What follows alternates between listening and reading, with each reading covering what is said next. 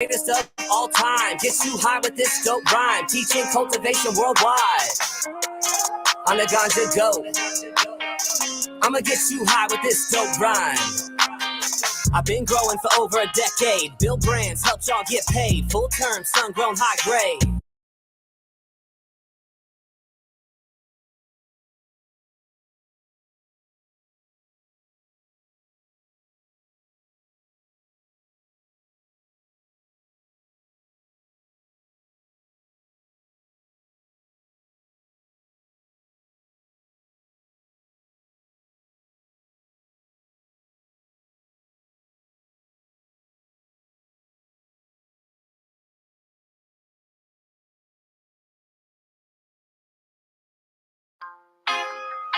Wake 'em up, tracks.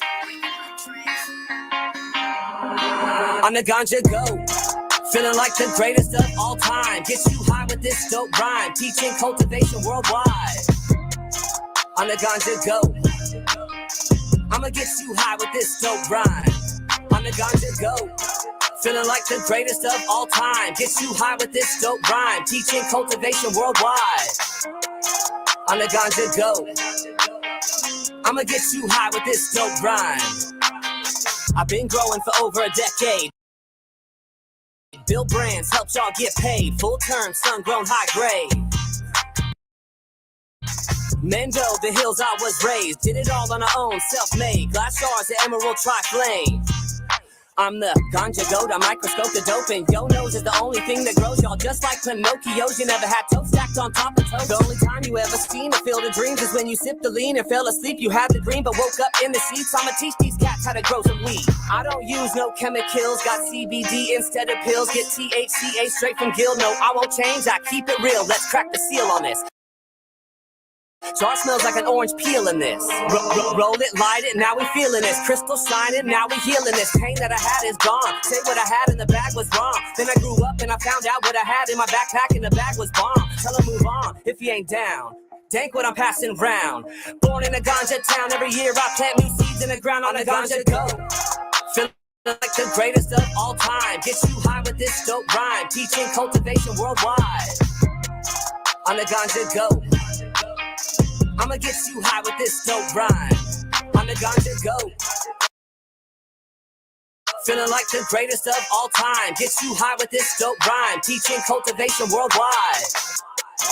On the ganja go, oldie, I'ma get you high with this dope rhyme. Yo, I'ma gas on this, write my rap with hash on this. Fingerprints of resin, I'm representing ganja farmer back on this. Been growing that dank and I'm pushing that top rank straight from the outlaw scene. I'ma break this down like enzymes in the soil from the alfalfa seeds.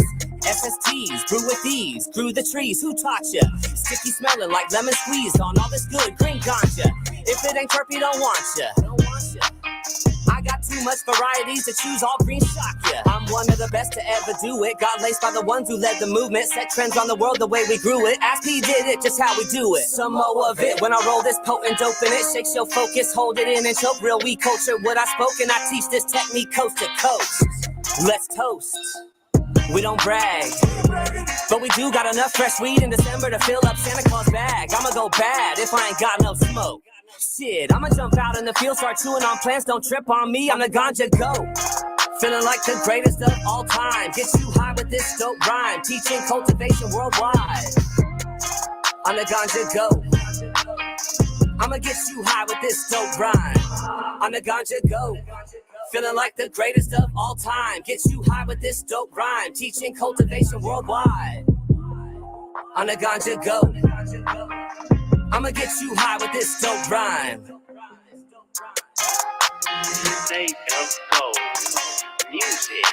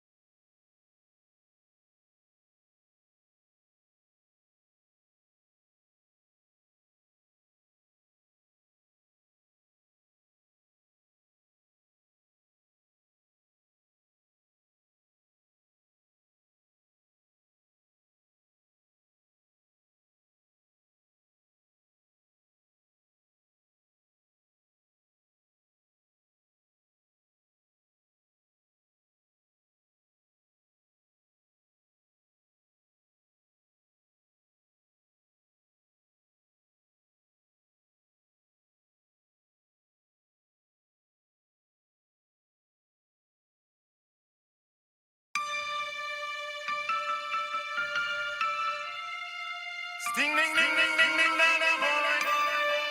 Sting ding na na ding ding boy na na ding ding boy. Sting boy na na boy. Oh yeah yeah yeah. Gonna need you out. Gonna need you out.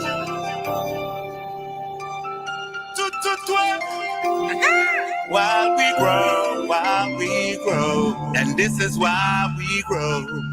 While we grow, while we grow, while we grow. Sting ding na na mo. While we grow, this is why we grow. Sting na na mo, and this is how it goes. That's the way we grow. That's the way we sting na na mo. And this is why we grow, this is why we grow, and this is why we grow. First off, I don't support corporations. I'm a local Mendo farmer growing my personal medication.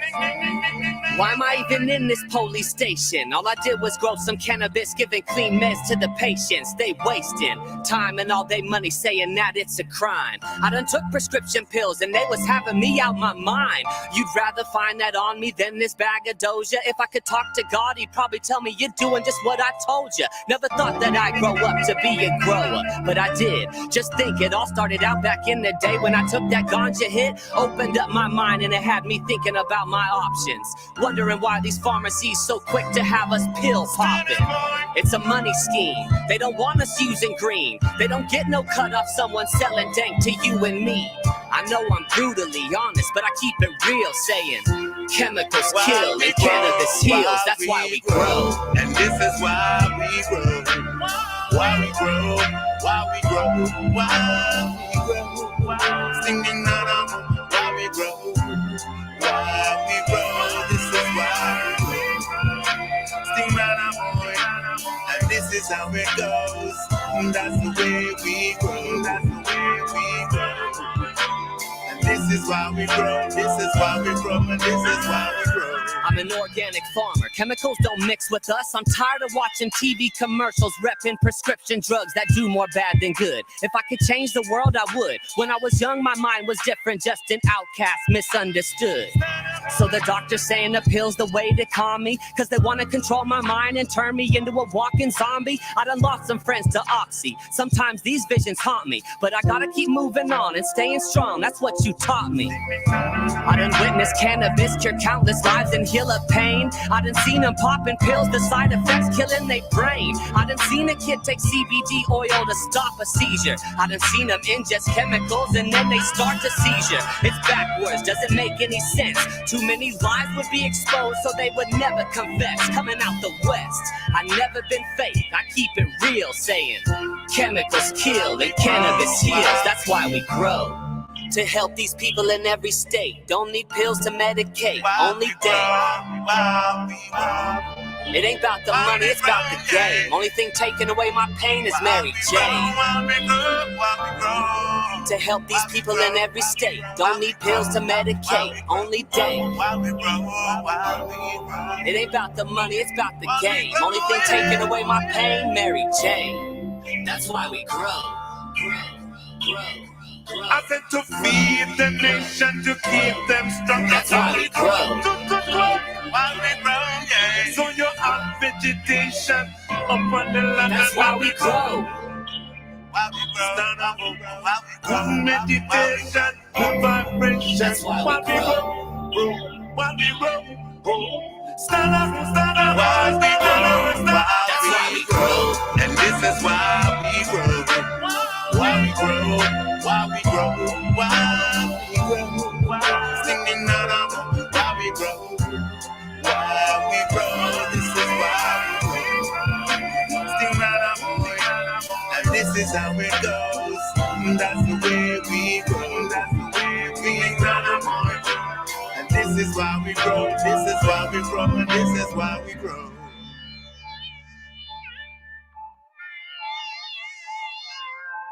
Sting ding na na boy. Sting ding na na ding ding na na boy. Ding ding ding ding ding ding ding na na na.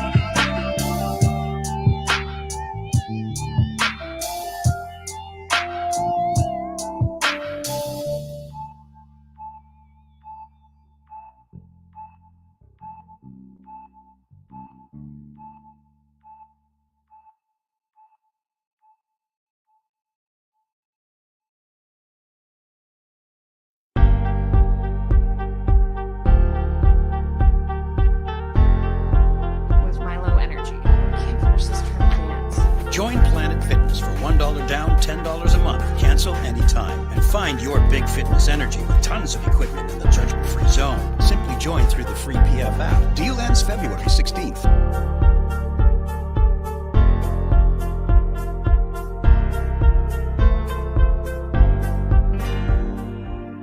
I just blessings and love, you know. From my man, Mr. Pato Banton and the men.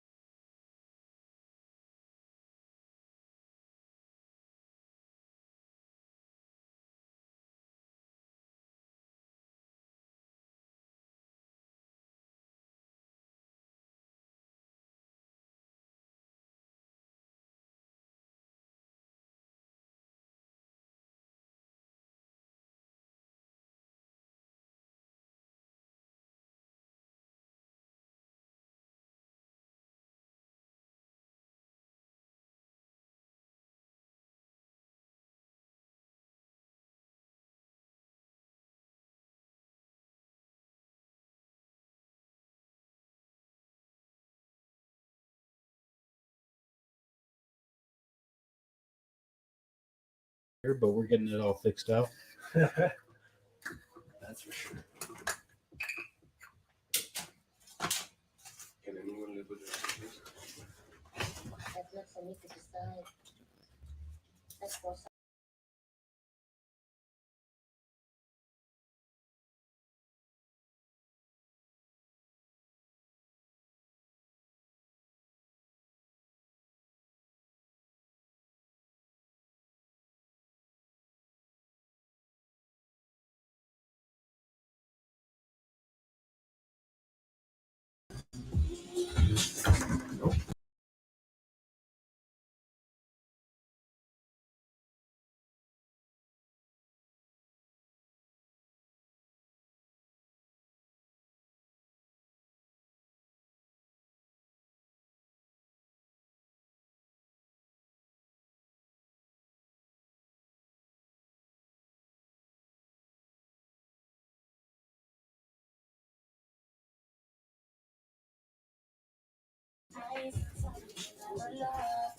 And now we're actually live. So I'm guessing you guys heard the music, or you heard the beginning of the music. But this is the live. We are starting now. I'll go ahead and start with the reintroduction. This is Logan from Hooligan Farms. Go ahead and introduce yourself, bro. Hi, I'm Logan from Hooligan Farming Supplies. I breed feminized autoflowering cannabis. I wrote a grow guide so that everybody can learn how to grow their own organic autoflowering cannabis at home. I also make 100% organic and all-natural autoflowering super soil amendments. Oh, okay. Sorry about that. I also make 100% organic and all-natural autoflowering super soil amendments. That way you can basically just like mix it with your base soil, the coconut core, and remember to water. That way you can just kind of keep it super simple. So you start off from the first base, meaning the seed, down to the plantation and the growing. So the whole process. Yeah. So from breeding the genetics, all the way down to growing, harvesting, everything. Nice. Yeah, I try to make it like myself as kind of a one-stop shop for home growers. That's cool. Yeah. So we were talking about before we actually went live. So we had a song on and then we continued with the live, but obviously you guys weren't hearing us. Hopefully you can hear us loud and clearly. But he was informing us about what he does with the seed or where he gets it from. He was saying that he gets it from where, brother? You have other breeders that. Yeah, so I've been I source my genetics through other breeders that I've been growing their gear since I started back in the end of about 2016, beginning of 2017-ish, somewhere around there. The breeders that I normally source genetics through to breed like my creations with are like Mephisto Genetics, Fast Buds, mainly Autos, 207 Auto Flowers, Master Sensi Genetics. A lot of like breeders that have been around, like especially in the autoflowering community on Instagram specifically, since I started, like I said, back then. Yeah. So it's a good foundation, almost like the reptile community where we have like, you know, we get these genetics from certain breeders. We raise those genetics up for 3 years. And then after those 3 years, we hopefully get a good clutch or a good litter from that animal. Yeah. You know, it's always the whether it's going to make it or not, or if you even have the chance to breed, you know, it's always the trial and tribulation. I'm pretty sure with growing bud, I mean, but do you think like with more experience, you get that gist down and it's more with the flow Of growing or breeding? Of growing, definitely. So it's definitely like something that I started off. It took me over a year to get my very first harvest. Mhm. And my first harvest was fucking terrible. It was completely bad. I sprayed it with neem oil way too late in flower. I could have got me and my girlfriend at the time sick, and it was very bad. Wow. But it was my first harvest, and I was very proud of it. And the guys who were teaching me how to grow at the time, they were like, "It's weed, man. It's weed." And I was like, "You're damn right it is." All proud. Yeah. So they were. I mean, great teachers. But like I was saying though, it took me quite a while, and I wasn't born with a green thumb for sure. Well, I mean, do you think that because you weren't born with a green thumb, with more experience, you got better? Oh, definitely. Yeah, definitely. And it was definitely trial and error and figuring out what is going to be useful advice after going through like forum. What is going to be useful advice and what it can pertain to my situation and what I'm trying to do and how I'm trying to grow and how I'm trying to develop my own style. Okay. So you're also an educator of what your craft is. For the most part, yes. So I did write a grow guide to try to help teach people how to grow their own organic autoflowering cannabis. Okay. It's all my collective knowledge from when I first started, all the way up until right before the rec bill hit in 2020 here in Arizona. So all of that info is just instilled in all that booklet that you sell. Yeah, and there's a lot of spelling errors and punctuation flaws. But that's your niche. You know, well, that's what makes you. The spelling errors and stuff. Yeah, totally makes me, man. I think there are spelling errors of what makes all of us. Exactly, bro. Everybody has their unique way. Yeah, and that's something that you got to keep. You know, and if you put that in your book, I think that's kind of unique. Yeah, no, but I guess the point I was trying to get at was there's a lot of punctuation flaws and spelling errors, but there's all good information. Yeah. I go deep into like let's say low cost lighting that's not gonna specifically my grow guide I wrote for indoor cultivation. So I go over like lighting, space, all that stuff. So it's like I go over like low cost lighting that's not gonna pull you an arm and a leg for your electric bill. That way growing your medicine isn't gonna cost you that. I also go over like a healthy soil food web, multiple like low stress training, high stress training. Hold up. What is that food web? So the soil food web. So basically, A living soil would need multiple different parts of it to be able to be thriving and be like working like a clock in a sense, to where like it's just working perfect. That is a mixture of like bacteria, fungi, a whole mess of stuff. That's probably I might bore a lot of people. I'm not gonna lie if I that boring super plant nerdy or super soil nerdy, I should say, on this one. That boring stuff. Hold on, give me 1 second. Let me time in here. It seems like there's no static.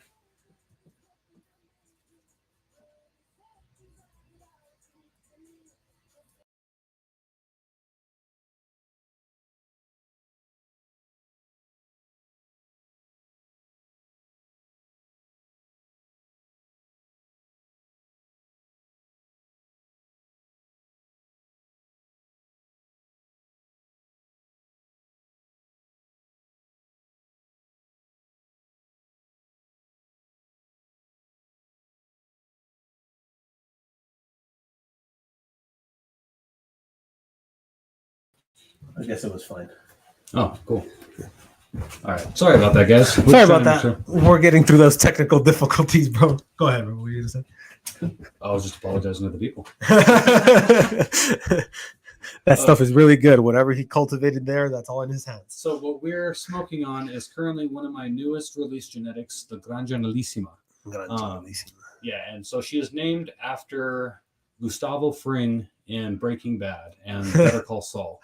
But since my genetics are feminized, meaning that you won't get any males or hermaphrodites, I had to kind of mess with turn it into an A, make it feminine. You know what I mean? That way it fits. That way it's not just like So, question like that you highlight feminism and the male in genetics with animals. Sometimes you don't know what's going to come out. Is that possible with plants as well? Is there just so much that you've already put into that cultivation, or how is it exactly that you can make it one gender? So we're going to get into the subject of breeding. So that's completely different science than like soil health or just like growing in general. So there's two normal ways of breeding. There's regular breeding where you're doing your pheno hunt, you're selecting a good male or a stud that's going to be like having really good traits and probably really similar traits to also the really good female that you're going to be selecting, right? Mm-hmm. So you would let the male pollinate, you collect the pollen, or you can open pollinate, really up to you as a breeder. But you would like open pollinate or selectively pollinate or collect pollen and pollinate, and then you would get seeds. But within those seeds, you would still have the same XY chromosome because you got a male pollen, right? So you're going to get a mixture of male and female plants that come from that batch. Mm-hmm. So let's say what I do is feminized breeding. So technically speaking, I'm genetically manipulating or modifying the plant to make it think that it's supposed to be producing male parts, as in the male pollen sacs or nanners. And when it does that, it's not able to produce the Y chromosome because it's not there physically. So the only chromosomes it's producing is XX, normally speaking. There are some breeding projects that mess up and you get hermaphrodites. And then, to be honest, I really just got to scrap those projects because they're no good at that. There's no risk on that. Well, I mean, there's a high risk. It's a very high risk that like my name would be trashed if I put those out. You know what I mean? For example, besides even beyond that, my name being trash, I'm putting out bad genetics. You know what I mean? And that's not what I'm here to do. Yeah. I'm here to put out the most dankest stuff that I can, because if I'm not going to smoke it or I'm not going to grow it, why would I hope or expect anybody else to want to? Absolutely. What's up, Boza? Thank you for checking in, brother. Yeah, man. So that brings me to breeding with snake genetics. You know, it's foul to breed a snake that has, you know, the ability to produce a head bobble, or that they're missing the left eye or right eye. So like people think it's you know, unethical to breed them and overbreed them, especially albinos. You tend to have that issue with boas. Bring the mutations out. Bringing the mutation, because it's what's happening is that it's almost like you're making that pure line, right? Okay. But there comes a point where that gene has some type of contradiction in the breeding process or the evolution of the ova.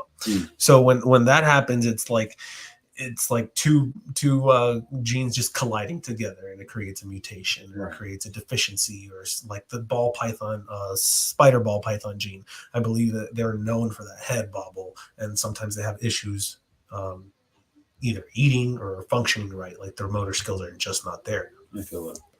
But people still breed it. Well, don't get me wrong. There's really dope mutations, and then there's mutations that are not good. Like, let's say, for example, like a hermaphrodite is technically it's a mutation, technically speaking. Like in cannabis, because I don't really know too much about snakes or reptiles. Yeah. But with cannabis, like hermaphrodites are technically a mutation, but that gene is going to be very, very strong. So it's something that carries through very hard. It's not just something that's recessive that pops up like after generation or 1, 2, 3 down, but something that just carries normally straight through. Now with like, let's say, for example, there's certain strains of cannabis like duckfoot that is like webbed in a sense. There's also freak show that looks nothing like a normal cannabis plant normally does.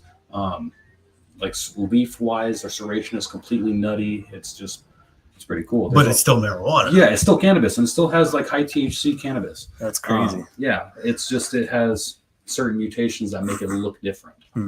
So there's certain cool mutations and there's certain shitty mutations. Yeah. And I feel like the pheno hunt is where all of that really comes into play, because pheno hunting is where we're going to really be able to solidify good genetics, those genetics that we want to replicate and keep replicating down the lineage, in a sense, compared to somebody who's not. You know what I mean? Somebody who's just breeding bullshit. Yeah. You know, It's like everybody trying to breed something. You know, they don't care if it's a normal as long as they breed the first time. It's fine, you know, for your first try. But if you continue to do it just for the money or for one product or whatever, you're hurting not only the industry, but you're hurting the animals, you know, because they're overproductive of normals, you know. And it's like, do we really need to still be breeding normals or even the whole species itself? Because some of these species are just overbred. I got to ask what normals are. So it's like a mainland or a basic looking snake. So we work with morphs or different types of like mutations or specific recessive genes, codominant genes. But depending on what you're trying to achieve or what you're trying to develop with that snake, you can have an albino and then have a pied, which is half white and with blotches of the original color of the snake. But when you mix them together, you have the possibility, if both snakes are carrying that genetic, to create a mutation or a double gene, or, you know, a triple or a quadruple, depending on what you're working. So let's say you have a banana and now you added banana to pied. Now the white part looks like banana instead of it just being white. So I'm pretty sure it's almost the same thing with plants. I'm not too familiar. Well, we're not very different from humans to like as mammals to reptiles to plants. We're really not that different. We need most of the same things. I'm not really sure as much of. Well, reptiles normally you need like a light, right? Yeah. Okay. Depending on what you're working with. Now that we're doing more studies, it comes to see that snakes do need lighting in that cycle. Some of them do require UVB, which is, you know, the higher force or the higher strength of bulb that you're using. But UVB is given off by the sun, so natural sunlight. I have my lizards during the summer outside, and during the winter I bring them in. With the UVB light, that's more than sufficient. But if you're not giving them UVB, you're not giving the supplements, you're not giving the calciums, then you're not going to be successful. Right. Well, yeah, the exact same thing with growing or breeding cannabis. And with the breeding side, what about that, brother? Like, how is it that you guys create a gene? Like with reptiles, it's like, let me break it down. It's like you take one genetic and then you breed it to the other one. And then if you don't have that gene that looks visually pleasing to you of how it should look or how that mutation now looks, then you breed it again to see if it does prove out. So are you like crossbreeding it with another like a completely different type of like strain, let's say, of snake, or is it like it has to be within the same species? Okay, so it's like a back cross. Okay, gotcha. Yeah. So if it's frowned upon by the hobby to do hybridization. I believe that some of them are just insanely beautiful. So, you know, I keep an open mind because eventually part of evolution is crossing, you know, parts of barriers of the country. You know, what happens after an ice age? What happens after the big cash Well, that's traffic problem. maybe they're looking at it that way because we have a lot of that same problem in the cannabis community at this moment. With people like, let's say, for example, there's no such thing as a pure indica or pure sativa. And I know there's going to be a lot of people that hate me when I say this. I know that they're going to debate me and they're going to be like, hey, man, there's things that are just straight sativas and straight indica. Yes, there is land races, but nobody is taking the time to go to these places like Jamaica, Africa, Siberia. That And the guy who did died. or India, you know what I mean? That have these like severe land races that have never been touched. Yeah. Those are the only pure ones, and they're just so fucking rare. It's like 1 in a million at this point. Everybody is smoking a hybrid. So that's maybe they're trying to keep instead of, I guess, like widening the gene pool, they're trying to keep it more selective. Is that? It makes sense because, like, for example, if you back with the creator, like the ball python, and I'm more knowledgeable in ball pythons, I don't breed them or keep them, but because my public likes to buy them more. Okay, if they like it, yeah. If they like it, yeah. But I don't keep them. Are they the ones that get super big, or no? They're just a rock, honestly. I think I took one down to the club. They look grayish and brown. I can pull up a picture here for you. Was it one of the big ones that you have? No, taking pictures. Oh, okay. No, it was one of the smaller ones. They can grow up to 5 feet, 4.5. You know, but I'm just not a fond of them, to be honest, bro. Like, a lot of people love them and good, but I'm gonna stick to what I love. You know, at the end of the day. I can understand that. There was a pretty big hatred of sativas last year, and now everybody loves sativas. But yeah, you know, so I've always been trying to. Oh, she's beautiful. Yeah. So, bro, like, how is it that Hooligan became Hooligan?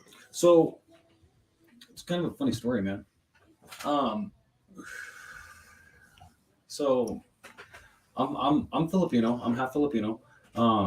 My father's family is from the Philippines, right? Anytime like growing up, my Lola would always be coming down from. So my dad came over here first, and then when he was established, he petitioned for her to come over, which is my Lola's my grandmother. And so when she would come over, I would be in trouble, normally speaking. Growing up, I was already a teenager, and like the cops or my probation officer or surveillance officer would come to the house and I'd be knock on the door, and we had like 2 doors, right? So we had a normal wooden door that you'd pull, and then we had one of those the metal screen doors that, you know, make a whole bunch of dong dong dong dong when you knock on them. And so the cops or whoever would come to the door and they'd be like, "Dung dung dung, is Logan here?" And then she'd be like, "Who, Logan?"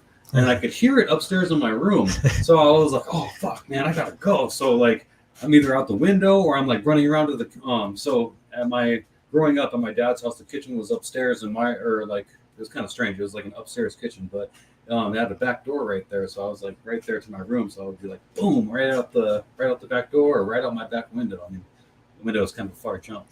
Yeah. So I tried to choose the door a lot more. But yeah, so I feel like that was the best nickname that I liked the most, that kind of stuff.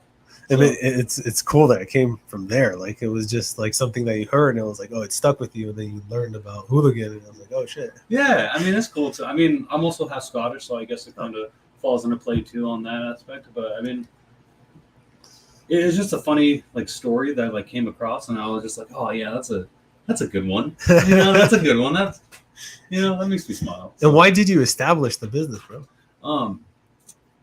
So, wow, why did I establish the business? It's a big question. You can go back as you want. No, you're good. I feel like I've always been the type of person that needs to work for himself. I've always like went 110% for an employer, and whether that be back when I was like bar backing and bussing tables or serving tables or working at a dispensary or, you know what I mean, whatever. I've always been at 110% because if I need to prove my worth and I need to prove that you can't live without me, in a sense, when it comes to working. That's my work ethic idea. Shout out to my mom. She's the one that taught me that. And I just feel like at the end of the day, if I want to be able to wake up whenever I feel like it, you know, whether it be at 6:30 in the morning, 4 in the morning, 12 in the afternoon, or and just do my own thing, then I kind of have to, Yeah. So you were just kind of instilled with that hustle. Yeah, in a sense. After, I guess, the idea of always having a hustle, whether regardless of if I was working a day job or not, kind of instilled from being like back when I was in prison, because you had to have a hustle. You know what I mean? If you're not, most people are not going to be able to get a job on the yard because there's fucking overpopulation like shit. So like, you need to find a hustle so that you can get some store and you can be fed. You can do your thing.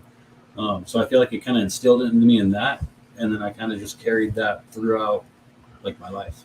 So prison, brother, I can relate a lot with that. I haven't been to prison. I've been to jail, but I haven't been to prison. I don't recommend it. Yeah. I heard they make you bend and they actually stick the finger there. I'm not sure if that happened to you.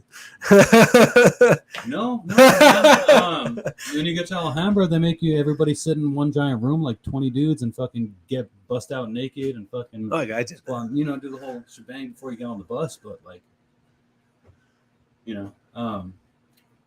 no booty stuff happened to me though. I can definitely say that. I heard a lot of booty stuff going on. I'm sure it might on certain yards, man, but I've never been on those yards, man. I was in a pod mixed with all cultures and all things. Yeah, that's normally how it is. Yeah. I'm just like, prison's the same way, man. You just got like pods. It's just different. Yeah. There's just multiple pods, and they all have access to each other and the whole yard. Depending, you know what I mean? Depending on if you're like on a 3 yard or a 2 yard. I can't speak on anything past, so. Yeah. But what did you go in for, though? So which time? As a juvenile or as an adult? As a juvenile. So as a juvenile, originally it was a mixture of probation violations and pretty sad to say this one, forgery. For stealing some of my family members' checks, because at the time I was strung out on heroin. I started doing heroin when I was about 14, and like it just, I when I got out when I was 19, I've been clean, you know what I mean, since I went to prison, like an adult prison, and like haven't touched nothing since past like mushrooms, cannabis, and alcohol since. My man. Yeah, because that's nothing else is going to bring me good. Nothing else is going to bring positivity into my life. These are the stories, that change a lot of perspectives. Because there's a lot of people in our families, man, that go through that road, and it's like hard to get out, Yeah. And like being through that struggle and coming back and then, being good. It's like it's an admiration, bro. Well, thank you, bro. I appreciate that. Yeah, absolutely, bro. And continuing with that, bro, like why was that the road was really rough at the beginning? Why do you think it was rough?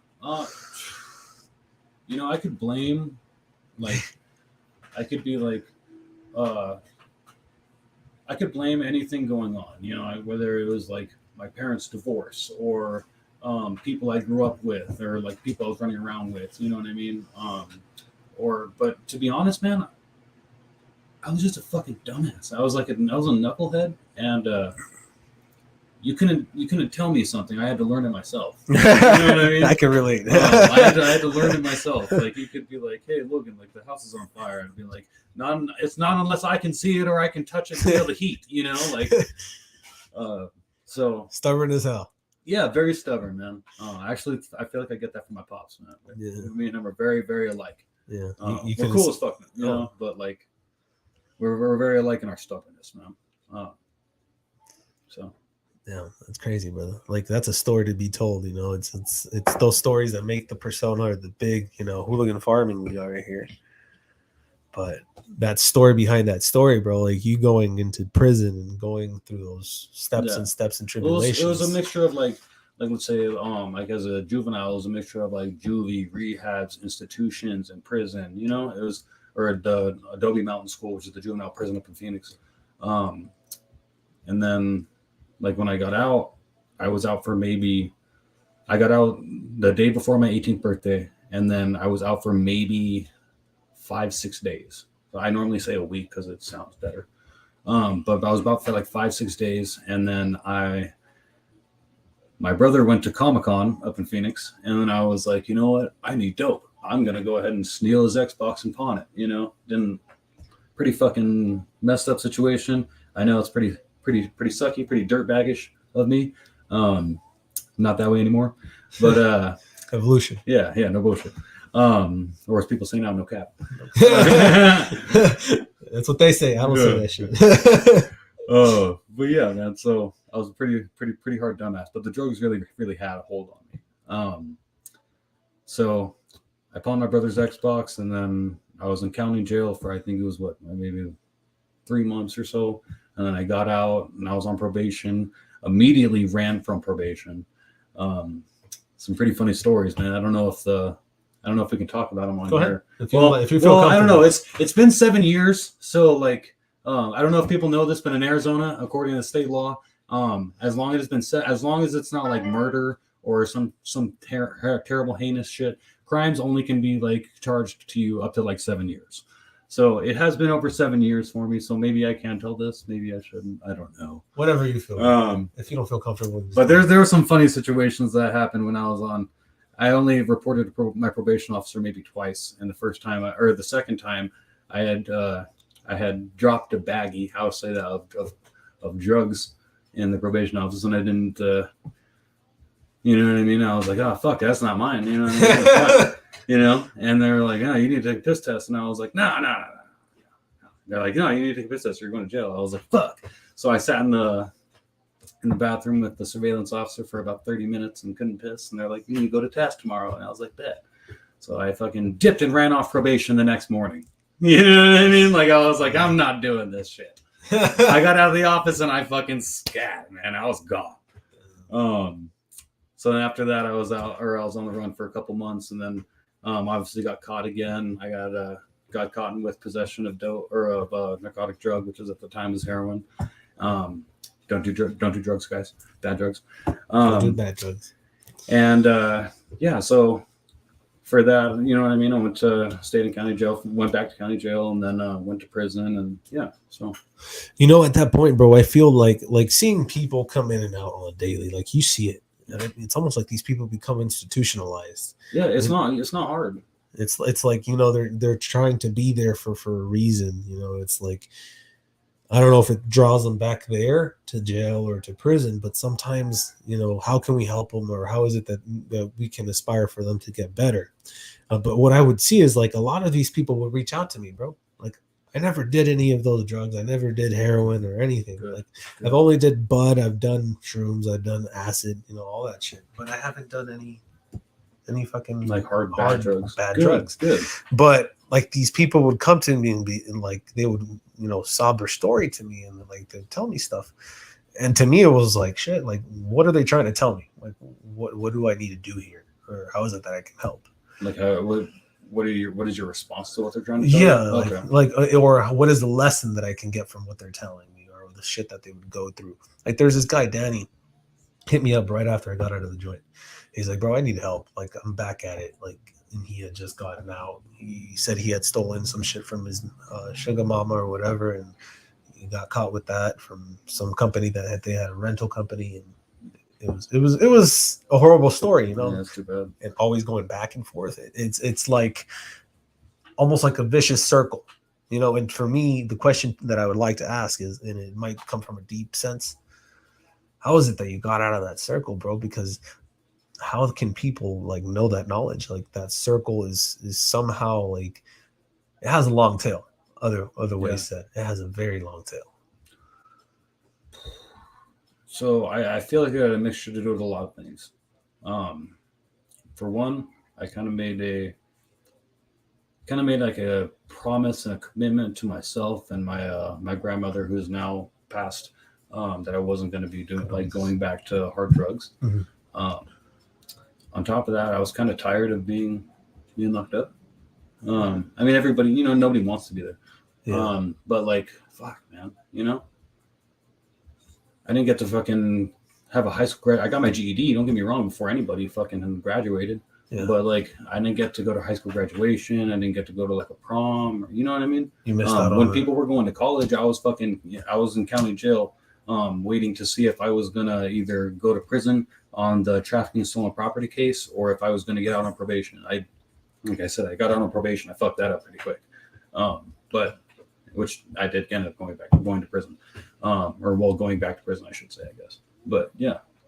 So it was grandma all along, from the name, from the business, from. No. So this actually grandma was a different grandmother. This really? one was from my mom's side. Oh. I actually have her portrait tattooed right here. Nice. Very, very, very close woman. Shit, it's a hard thing to talk about. That one's a little bit sensitive. Yeah. Man. If you guys have read my book, if anybody's read the Hooligan's Guide to Artisanal Horticulture, I kind of go into a little bit about like why I started growing, and we'll talk about that here in a minute too. Yeah. But yeah, talk about her and stuff in there a little bit. But yeah, for sure, bro. Yeah. It's those people that stick with us, and for example, myself, I had my dad in a glory shelf, and he passed away when I was 16. I pretty much just did it on my own. I live on the street for a week until my wife's mom let me stay with her, and without her, I don't know if I would have committed suicide or done whatever, some dumb shit. Yeah. And to me, my dad was my idol until I grew up and I started learning more about who he was. And this guy was a molester, and like he molested my whole family, molested my. It's terrible. I'm sorry. It's like, holy shit, bro! Like your biggest aspiration, your biggest life can change something, the positive or the good. In your way, it was maybe something that because she's special to you. Yeah. Well, okay. So I guess I'll go into it like this. So when I got out of prison, I had gotten hit up by my ex or a girl that I had previously seen when I was younger before I went to juvenile prison. She had a son, looked a lot like me, thought it was mine. So I flew her and her son out, moved them out here, tried to figure out like, is this my fucking kid or is it not? Come to find out that he's not my son. And by that time that we find everything out, she's pregnant. So hence here comes into play with my daughter, which I don't really talk about very often. Very sensitive subject. But me and my daughter's mom I told her that I didn't want to be with her anymore because she just didn't want to do anything with her life. I don't really want to down anybody like that. You know what I mean? Like, they're going through their talk journey. Anybody. Yeah. Everybody's got their own mental issues and like mental health problems and whatever. You can't really judge somebody on that. Yeah. But like she didn't really want to do anything, have any aspirations, and that's just not where I wanted to take my life. So I was like, you could be here until, you get on your feet. She's like, I'm not going to be somewhere I'm not wanted, so whatever. Moved in with my dad at his house for a while. Some shit happened there with the way she was acting and like the altercations with her and my family. And then she skipped town basically. Yeah, she went to a woman's shelter for maybe 2 weeks or so. And I got to see her and her son one last time before they skipped town and stuff. And we it was weird. I could totally feel weird ass energy. You know what I mean? You can just feel it, when somebody's got this like ulterior motive feeling, you know what I mean? They got this whole idea and they're just not telling you about something. You can feel the energy. It's weird. So she went back to Florida, had my daughter. After that, I kind of blame myself a little bit for this because I feel like I didn't answer phone calls. You know what I mean?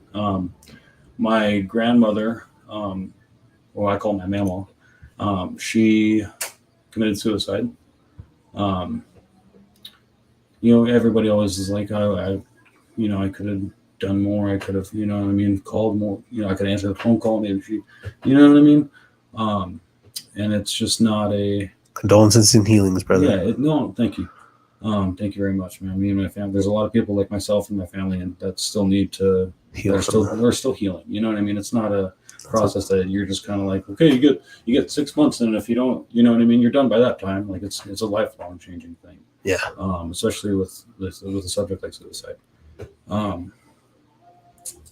So I was, mind you, we all have our own, like I said, our own mental issues. You know what I mean? I had tried to, you know what I mean, commit suicide when I was a teenager. And obviously I failed, you know, good thing. And I was kind of at a breaking point after not knowing where my daughter was and if she was born healthy and okay, and then dealing with my grandmother's suicide. That I was either just going to blow my brains out, you know what I mean? Or I needed to find something else, so I didn't, you know what I mean?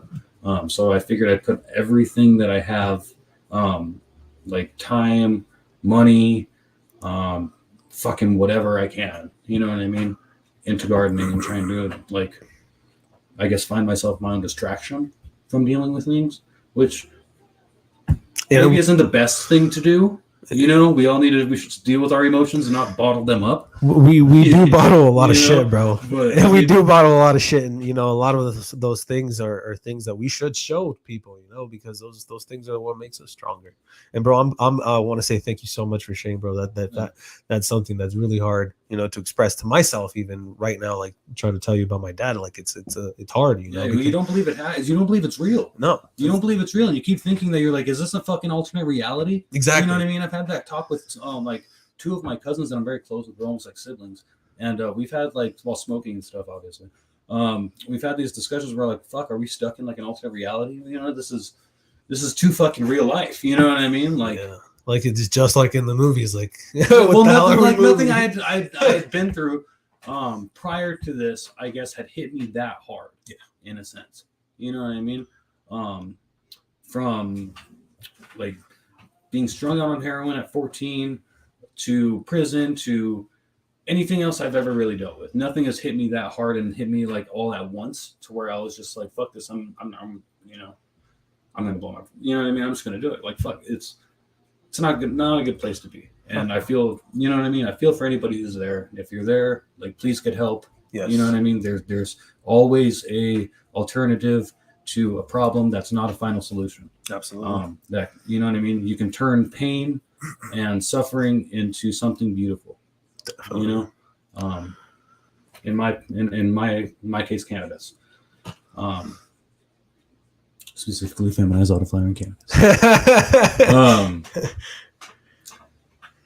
Yeah. So, sorry. Heavy stuff, you know. You get emotional. Yeah, you get emotional, and you're trying to like hold it back because you know it's what it's about, bro. This is what I wanted to draw. You know, it's what makes you who you are. Yeah. You know, and I'm sorry if it did come to a point. You know, forgive me. But like I had so I reached out to my mom, and I told her how I was feeling, and she said that I needed to try gardening. My mama was very, very, very avid gardener. She had these really, really cool exotic plants from all over the world because she used to travel the world and do super cool shit, you know. She had this one plant that smelled like fucking rotten eggs. Beautiful, beautiful plant. I can't remember the name of it. Smelled like rotten eggs every time it bloomed. So anytime I'd be like out on like her back patio and like smoking a cigarette or smoking a joint or something, and you could just smell it. Like every time it blew out, and then like the wind would come past, and just like, oh, we'll let the gas. Yeah, the fuck, you know. It was a good deterrent of wanting to go smoke on her patio. I feel like that was like she was like, I'm gonna cut a couple of clones and put a couple more out. She's a kick-ass person. Did you live here in Arizona your whole life, or? No. Originally, I was born in Alamogordo, New Mexico, but my dad was in the Air Force, so we kind of moved around a little bit. We went from like Alamogordo to Colorado, and then here. And I lived with my grandmother out in Hayward for a little while, and then like I lived in Illinois and Chicago for a little while, trying to like in attempts to get away from drugs and get it like a fresh start in a sense, you know. Didn't work out, you know, for the most part. I kind of wasn't mentally prepared or ready for it, but it was a journey. Yeah, it was a journey, you know. Got a lot of cool stories and shit. We'll tell those stories, bro. Well, the Amtrak was cool. That was fucking cool. Tell you what, though, getting lost in Austin, Texas, or I think it was San Antonio. Maybe it's San Antonio. Maybe San Antonio. Trying to like get a pack of cigarettes is as hard as shit when you walk all the way around the city and you get lost and you realize you could have just gone right next door to the Walgreens or whatever the fuck was right next door on the other side that you couldn't see from the building. So that's kind of funny. Yeah. Where was I? I'm sorry about that, man. We I kind totally got of off. no, you're good, bro. We drifted off. So I started. My mom told me that I needed to start gardening, and I needed to try it at least. So I was like, all right. Well, at the time I was still bussing table, or I think at the time I was serving at this point. I had like been bussing and bar backing in long enough to where at the restaurant that I was at, they had promoted me up to a server. You know what I mean? So I was kind of like climbing the ranks in a sense. Sorry, it's kind of cold in here, man. You mind if I grab my jacket? No, bro, I'm gonna turn it off. Here, let me do that. Go ahead and grab your jacket if you like to.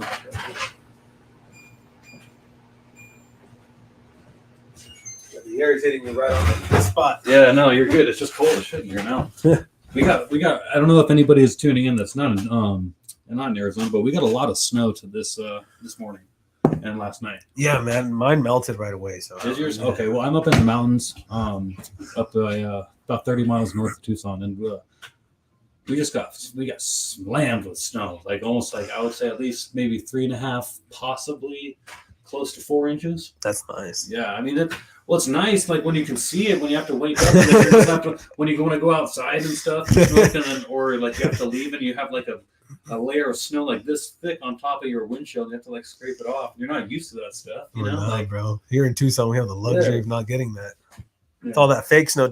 I saw a post earlier this week, a guy holding a lighter to the snow. It was burning, you know, like he was showing, oh, it's not snow. I mean, hey, man. I don't know your opinion on this, but there's also people that try to say like hold things up to like to the sunset and then be like, oh, that's an example of flat Earth theory. It's just like, oh god, man. Bro, I had so many of those in jail. Yeah, there was too many, bro. My bunkie right under me, man, is like having some hard ass arguments with people, you know, just arguing about fucking flat Earth. Stupid shit, bro. The dumbest thing. Yeah. Some things were fun, you know, to experience these dumbasses, you know, doing some weird shit. You know, it just makes you think, you know, your sanity that you could do that too. Like you could be that stupid too. I mean, I don't know, man. I feel like we've all talked about pretty dumb topics too, but like, you know, we all have to learn. But jail is fun, man. It's a lot of experience. No, I wouldn't say it's fun, but. Not like that. Yeah, no, it's not fun. Don't fucking go there. Yeah. Oh, yeah. Jail, prison. Don't. That's fucking terrible. What I meant by fun is the experiences that you get of these you can people. get a lot of like carnalismo and like build a lot of lifelong bonds. Mm-hmm. You know, I still have a lot of people that I talk to this day. You know, and I keep very close contact with. So I mean, some of them are back on the yard right now. Some of them are out here doing good. You know what I mean? You meet some of the realest people in there, you know, and it's the people, regardless if you've been in there for a day, regardless if you've been there for a month, a year, 2, 3 years, you get some type of lesson the moment you step into that place. You know, I'm not, you know, preaching to say go to fucking jail and get the experience. No, by all means, stay away from that. People have different experiences though too, because I got some homeboys that like, let's say for example, like they stayed in the mix and they just fucking, you know, like it's politics, bro. Yeah, politics. Yes, but they stayed in the mix of the politics, and then, you know what I mean, caught extra cases, and then now are like, you know what I mean, just adding cases on from behind the wall, and it fucking sucks. I was lucky enough to hit Florence West, which at the time was a DUI yard. Mind you, I got out November 22nd of 2015, so I don't know what like the political makeup of what that yard is now, but at the time it was a GP DUI yard. And I was like there with a whole bunch of fucking OGs, dude, and like good fucking people, you know what I mean? And that like laced me up on a lot of shit. So I mean, I feel like at the same time I got kind of like a crash course and a kind of a blessed experience in a sense, but I mean, fuck, everybody's got their own, you know what I mean? Yeah, everybody's got their own doing. Yeah. Bro, when I went in, it wasn't like you know when you're in there, it's like you figure it out. Like I was meant to do this, because there's a lesson that I need to learn in here, not because Yeah. I want to continue to come back and do this shit again, but because it gets you. My mentality is like you're closer to your purpose every time you fuck up, right? I'm not saying that every Well, I time feel like you fall forward. you fall forward, and in a sense, you're always evolving. That's the way I see it. Yeah. In jail, it's not something to be, promoted or said that it's Or fun idolized, or or idolized. It's terrible. It's terrible. But what I'm saying is like those experiences that we both experience are life lessons that will continue throughout our lives that we would be continuing to preach because they hit us hard. Yeah, and you can use them in not just that aspect of like that environment. You know what I mean? A lot of things come like respect and trying to take care of yourself and do your own thing, and you know what I mean, not being anybody else's business. That all plays in that everyday life. Yep. I don't think I'd be where I am today, because I've been out for 7 years now. Couple months past 7 years. I wouldn't be here if I fucking didn't get those same experiences and lessons that kind of like helped keep me moving forward. But in a sense, it's like your fuck up that leads you to that acknowledgement. Like yourself never will mess up. This is what you got to understand. Like people, like when you mess up, don't think about it like you're messing up because you're a bad person. No, it's because that's your journey. And if you don't go through that, you're not gonna fucking learn shit. Yeah, and we all got different journeys too, and you don't have to go through that. Like some people go. No. Some people's like journey is they go through the military. Some people's journey is they lose a loved one. Or yeah. It's like it's something that hits hard spiritual within yourself that makes you shift. And for us, I can sense that in you. Like you had I had death in my life a lot, and I can relate with that. My father passed away, my step grandmother passed away, I had other loved ones pass away. Like it's hard bearing to continue with death, but death was always my partner. Like she's always there. Like I have it, and to the spiritual side, bro. Like I have, I'm not gonna say I'm a medium, but I have premonitions of certain things that happen, and death is one thing that I'm always. No, don't even fucking lie, bro. You're a medium. You're a warlock. Yeah, bro. No, that's a good thing. That's a good thing. Not a bad connotation. No, bro. Thank you, but I'm not nowhere near to nothing. But the things that I've experienced, like with death, it's like when I say, "Oh, that person's gonna die," like it's a weird thought, right? But it happens, like because I felt it or because I sensed it. Like there was this last experience.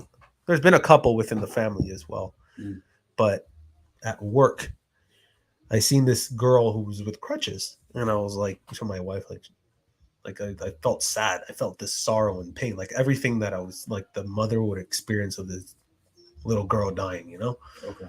Like I felt it, and then I was like, she's gonna die, like, and then the next day, like she tripped and she died.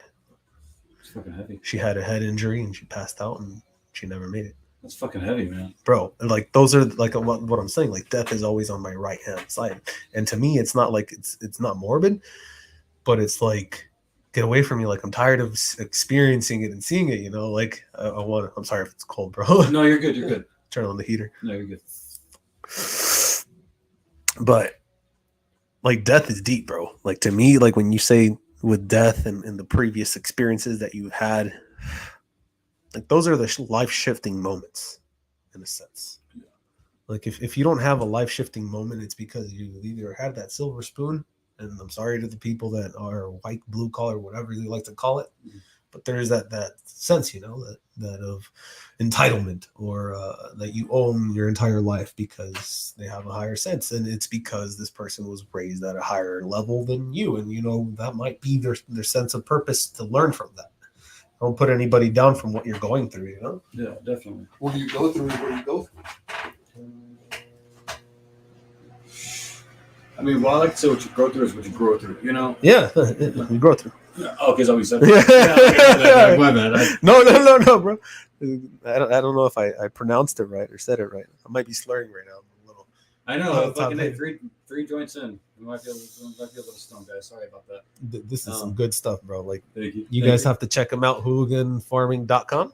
So hooliganfarmingsupplies.com. On Instagram, I'll be found at hooligan.farming. And then my backup will be hooligan.farming.supplies. But Hooligan Farming or hooligan.farming is where I'm most active. My website for all my genetics are where all their stats are available for all of their testing stages, their THC and CBD testing, like my grow guide, my super soil amendments, my merch. All of that is going to be listed on my website. Definitely. So check him out. Make sure to check out all his stuff. Bro, I did want to get into the religious portion of this podcast. All right. What are your religious practices? So, like religious practices, as in like actual religion, or like What would you call religion? Like when I say religion, what comes to your mind? cults? Cults? Cults. So you have cults? When I think of religion, I think of like cults, man. You know what I mean?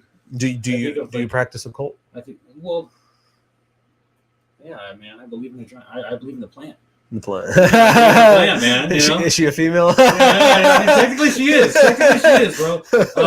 They can't dispute that. You know what I mean? I mean, there's males too. You know, they're beautiful studs. We gotta admit, bro, females are the high power. We gotta just lay it down. No, I'm not saying that they're not. You know what I mean? They 100% are. They 100% are, and we couldn't exist without them. Exactly, and that's where I come from. Yeah, you know, it's genetically speaking, I guess as humans, we're all females in the womb before we're men. Exactly. We all have a vagina before we grow a penis. So duality. Yeah, science. Yeah, you know what there I mean? You go. Bill Nye, the science guy. You know what I mean? Like, there's no disputing that. So do you have like a religion you practice? So like my I don't know. I don't call myself religious. I say I like to say I am somewhat spiritual in a sense, but I feel like that word is really overplayed and overused because I feel like a lot of people don't like understand. I don't even know what the word really means. There's no sense. There shouldn't be a sense. Okay. No, I'm not saying spiritual. Then you know, I'm not spiritual. But I do believe that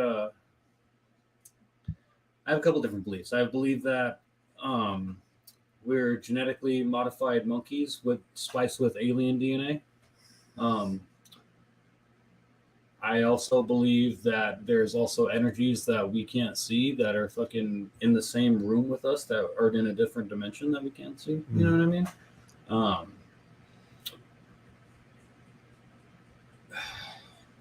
Can you see?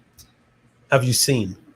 Have I seen? What I mean by that, is that a sense or somebody said something, but it's like, have you perceived besides the eye? Like, have you sensed the aura of that person who's in the other room? So weirdly enough, I have had a trip on truffles. I don't know if anybody knows what truffles are. It's like mushrooms. Psychedelic mushroom. Yeah, the psychedelic mushroom. They look like little walnuts. Mm-hmm. So I took truffles this one time, and one of the most amazing experiences I've ever had on mushrooms. I astral projected. I saw my life while astral projected, I saw my life on a timeline from like birth till death. Truffle. Yeah, they're amazing, and I can't get them anymore. So, but they're phenomenal. I could like see my life and death on a timeline, and I could reverse it and like fast forward and rewind it, and like it was pretty gnarly. My ex's cat at the time, his name is I'm pretty. Hopefully he's still alive. He was a good ass cat, man. I missed that kid. Cat, rest in peace. No, I hope he's still alive. Toby, I hope he's still alive, man. Hopefully he's good. But his face morphed into Nicolas Cage, and then we had a discussion on where my life was and where I've been and how I'm going. It was pretty gnarly. I also hung out with my mama's spirit energy ball. And two other spirit energy balls. I couldn't tell who they were, but they were ancestors. I could feel that. They were like connected to me somehow. So I feel like I've seen in that aspect. I don't know. So we touched on this before with a different podcast about the whole sense of communing to that source. So what I believe that everybody's born with that ability.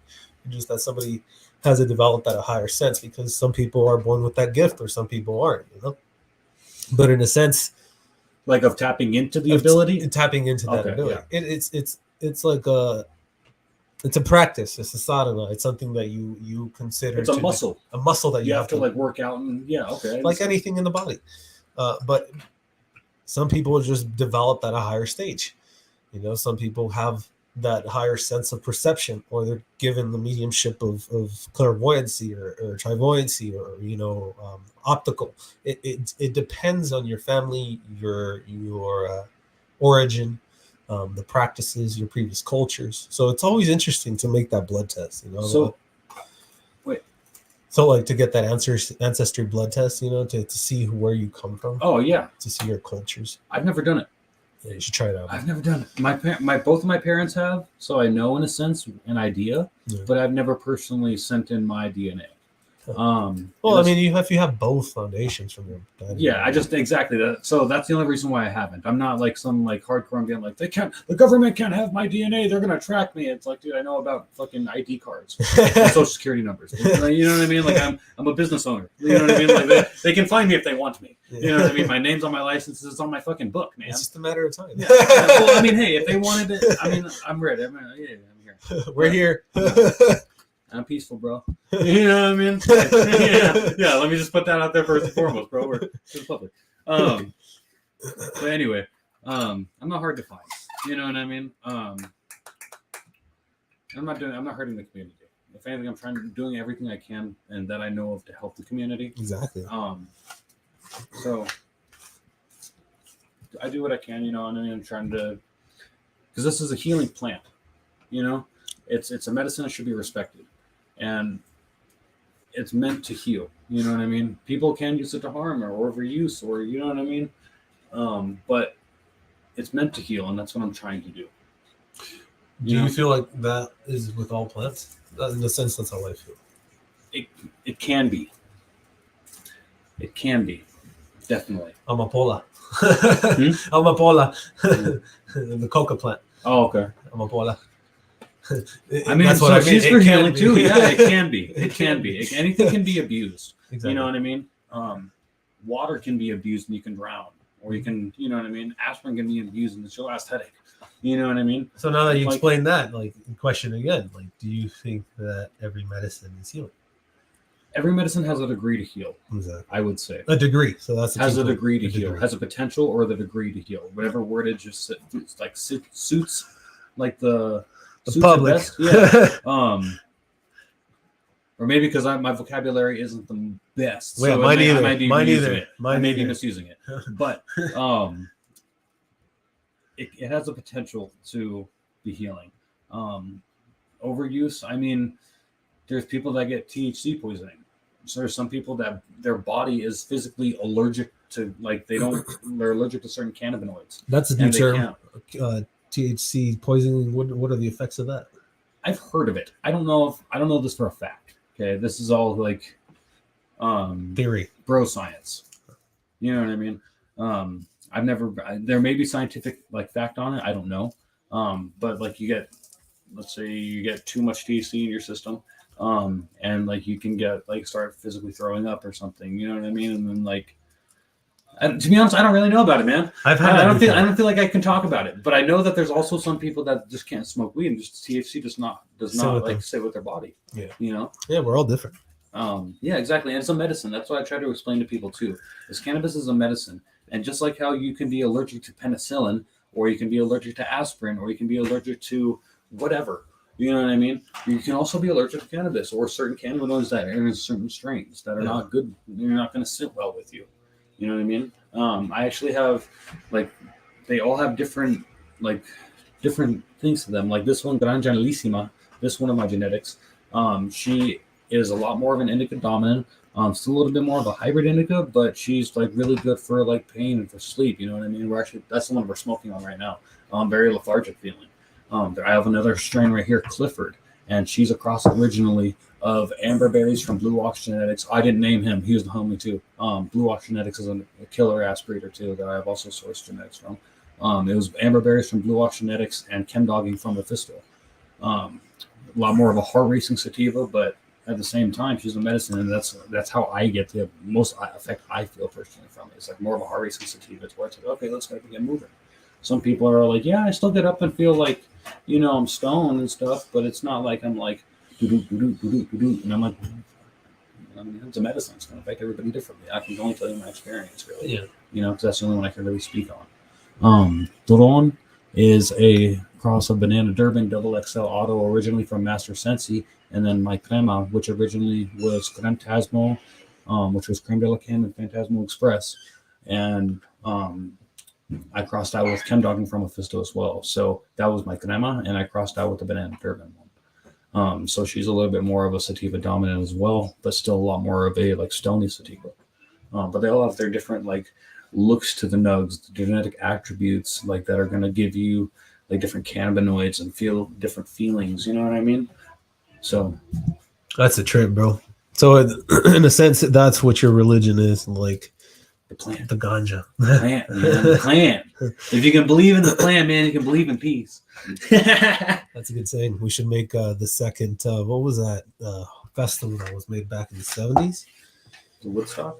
Yeah, They tried to Woodstock. remake that. Did you see the documentary on Netflix? Oh man, it was fucking terrible. We should do it. No. They tried to remake Woodstock and it was terrible. Wow. Yeah, they did it with all metal bands. I mean, What? don't get me wrong. Oh, okay. I love metal. Don't get me wrong. But at the same time, like trying like to mix love and like peace. And, Exactly. you know those. That's vibes, what I'm saying. Like reggae and peace and hippie vibes and stuff. Like you're supposed to have a mix of everything. Death metal and punk. It's just not. Well, the clips that we saw in the videos from like the original Woodstock, you would see people with actual instruments just chilling out, you know. Yeah, crowd. like a field and like everybody's just hanging out and just everybody's all tripping on acid, skipping around. Piccolos and shit. Yeah. See, that's fucking awesome. And so we could recreate something like that. That'd be awesome. That'd be really cool. Yeah, that would be really cool. I just put an idea in your head, sir. If it happens, it's happening here in Tucson, guys. Come to Arizona. Tucson, Arizona.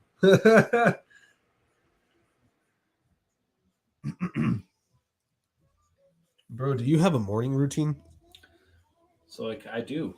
So I wake up, I get my cats like a mixture or either tuna or their wet food. Smoke a joint, smoke a cigarette, do the dishes, clean the cat litter, sweep the house, you know, shower, go into the garden. That's where the tricky part comes in. I don't know if anybody heard me, but that's where the tricky part comes in. See, there's sometimes when I go into, by the time I get into the garden, it's about 8:30, you know what I mean? And like either I get a few things done and I'm like, okay, good, this is all I need to do. And then I'm like, I can leave the room and, you know what I mean, go about my day and do errands or whatever. Or I get caught in like this vortex of finding things to do. You know what I mean? That I think I need to do right then and there. And then I end up spending 10 hours in that room. And then by the time I walk outside, and I'm like, all right, I'm going to go have a cigarette break. I'm tired. Sounds like cleaning snakes. Yeah, I mean, yeah, probably. From going from the breeding tents and then going from like to my flower rooms. And, I left here. What, I was feeding? Yeah. And it's all dark outside, and you're just like, fuck. I guess I'm going grocery shopping in the morning. You know what I mean? Like, I haven't ate shit. Yeah. And like you only have a few things left over and stuff. And it's like, all right, cool. Or I'm just eating ramen, but whatever. You know what I mean? Like I'm too tired to really cook. So. Yeah, just DoorDash it. Oh man, I'm so far in the boonies. DoorDash doesn't exist. Really? Uber doesn't exist. Lyft doesn't exist. You guys heard that? Somebody needs to deliver to the boonies. I can get a lift out there, but trying to get a lift from there to town, impossible. Holy shit! Yeah, waited an hour and a half. What side is that? North side, you said? Deep north. Deep. Oh, deep. By the biosphere. Deep. Yeah. Damn. See, that's how I want the whole reptile sanctuary to be. Like the biosphere? Just like the biosphere. The biosphere is beautiful. Imagine that with animals, bro. Dude, imagine that with dank. And snakes. And snakes. Dude, if we bought the biosphere, when the U of A is done, sell it to us. We're going to do cool stuff. We're going to purchase. We're going to do really cool stuff with it. Did you know that shit has a lung? Like when they take you. Snakes have lungs? No. The biosphere. Oh. It has a lung? It has a lung. So a respirating, breathing building? It's a living, breathing biosphere. It's like a replication of Earth. And then take you through the bottom, bro. There's a bottom. You mean it has a lung like the rainforest, like how that like supposedly like it's a lung? It's a replication of the rainforest lung. Oh, okay. I was gonna say I'm just imagining like a giant human lung sitting in one room and it just Exactly. That's what it's doing. Is it really like It's like a pulsating roof that's going up and down. It's all like electronics and it all looks like square. It's ugly. It's like nothing you want to see upstairs. But when they take you down there, they take you through this like narrow doorway. Who's gonna? I really want to see that though. That sounds like what the fuck, but I want to see that stuff. We should go on a tour, bro. Dude, we really should. I'm down. I'm not even far away. Yeah, man. You can come see the farm too. Yeah, for sure. Take some snakes out there. Finally, get you interested. Oh yeah, this guy doesn't like snakes, or he has too much on his hands. I just have too much on my hands. So I had chickens and a rooster, and they kept getting attacked by either goats or dogs. And at this point, I'm just like, you know what? I got my cats. You know what I mean? Well, here's my pitch, bro. Like, I want to get a goat eventually. see, a goat is a must. Yeah. Yeah. You have to get one of those pygmy goats. Well, so you don't have to do yard work. Yeah. And when you have the babies, just let me know so I can feed some to my snakes. That's terrible, bro. No. No, that's mean, man. Just think about them as feeders, bro. Could you do that? No, probably not. I don't know. Well, how much are you gonna pay me? See, this is the thing. That's the question. How much are you gonna pay me? Because if I can turn it into a legit business, bro, you can. You know what I mean? You gotta there think might about be it this there way. might be a way that's plausible because I eat a shitload of chicken and I eat a shitload of beef. So Think about it this way: people buy a snake once a season, right? So you have 30 snakes you need to sell because you had 4 or 5 clutches or litters. So people buy one snake, they pop $1,500, $2,000 with you, but in return, they're spending $5 a pop for a rabbit, or $15 a pop for a rabbit, $5 a pop for a rat, or for a chicken or quails, $10 to $13 a pop. These people aren't ordering just one; they're ordering 200, 300 because they have collections that are that large. So you tell me where the business is at. yeah. So check it out, man. If I had the space and the utility and all that stuff, then I would probably consider it. You should, man. Because that sounds like an amazing business aspect, or a business venture. You know what I mean? But at this, like, we all need to pay bills. You know what I mean? And I didn't get into this, like growing cannabis and breeding cannabis just for a business. You know what I mean? I did it because I love the idea of it. I love genetics. I love, the plant itself and But that's the feeling thing that comes with it. What you're saying is that we love our passion. Look at my snakes. Like, I don't keep anything the same. Yeah. Like, everything has their own quality because they come from different origins. So that's our passion. We can't trade our passion. We can't sell our passion. Passion sells itself. But the things we can monetize is the things around that passion. Photography, videography, like all the shit that I can achieve with this. I just need to think the webs. Adult novelty souvenirs. Exactly. Yeah. Only snakes. Instead of only fans, you Only show snakes. Only snakes. Yeah. You gotta think out the box. That'd be pretty cool. Show off my big snake, the anaconda. I mean, you could probably do an OnlyFans with snakes, but right? Or a Patreon. Yeah. Do you do Patreon? No, I should. I've thought about it. It sounds like a really cool thing. I have homies doing so good with Patreon. Yeah. And they have, they do their own Discords and their own chats. Okay. But they charge $20, $40 per subscription. Huh. Yeah. With exclusive content. Yeah. It's not something you're going to find on YouTube. Or, no offense, you guys. I love you, YouTube. I'm on there all the time. Sponsor me. and I'll be right. Sponsor both of us. Sponsor his podcast first because he was on here. No, both of us. No, I don't have a YouTube channel, so sponsor you. But God damn it! See, that's what happens, man. I lose train of thought. It's because we're high as fuck. Well, no. See, the thing is, I'm a stoner to the point to where, like, I'll be in the shower and I'll wash my hair, and then 3 minutes later I'll be jamming. You know what I mean? I'm like, fuck, I need to wash my hair. You know what I mean? Like, shit, I already washed it. Yeah. Well, I mean, I'll think about it later, and I'll be like, oh yeah, after I'm done washing, and I'm like, I feel like this is this. I feel deja vu. Yeah, exactly, deja vu, man. This feels like it's happening again. But it's those back steps that keep us ahead, because if you don't retrace your steps and you think that what you're doing, it's like you forget everything you're doing half-assed. Yeah, well, a lot of people don't know this, man, but it's pretty funny. Everybody's like, yeah, it's great that you wrote a book. I'm like, yeah. You know how many times I refer back to it? Because I forget shit. You know what I mean? Like, because I gotta be like, oh fuck, I need to. You know what I mean? I feel like I need to relearn stuff sometimes. You know what I mean? We all need to do that. And come to think of it, bro, like the whole religion part, I am as well.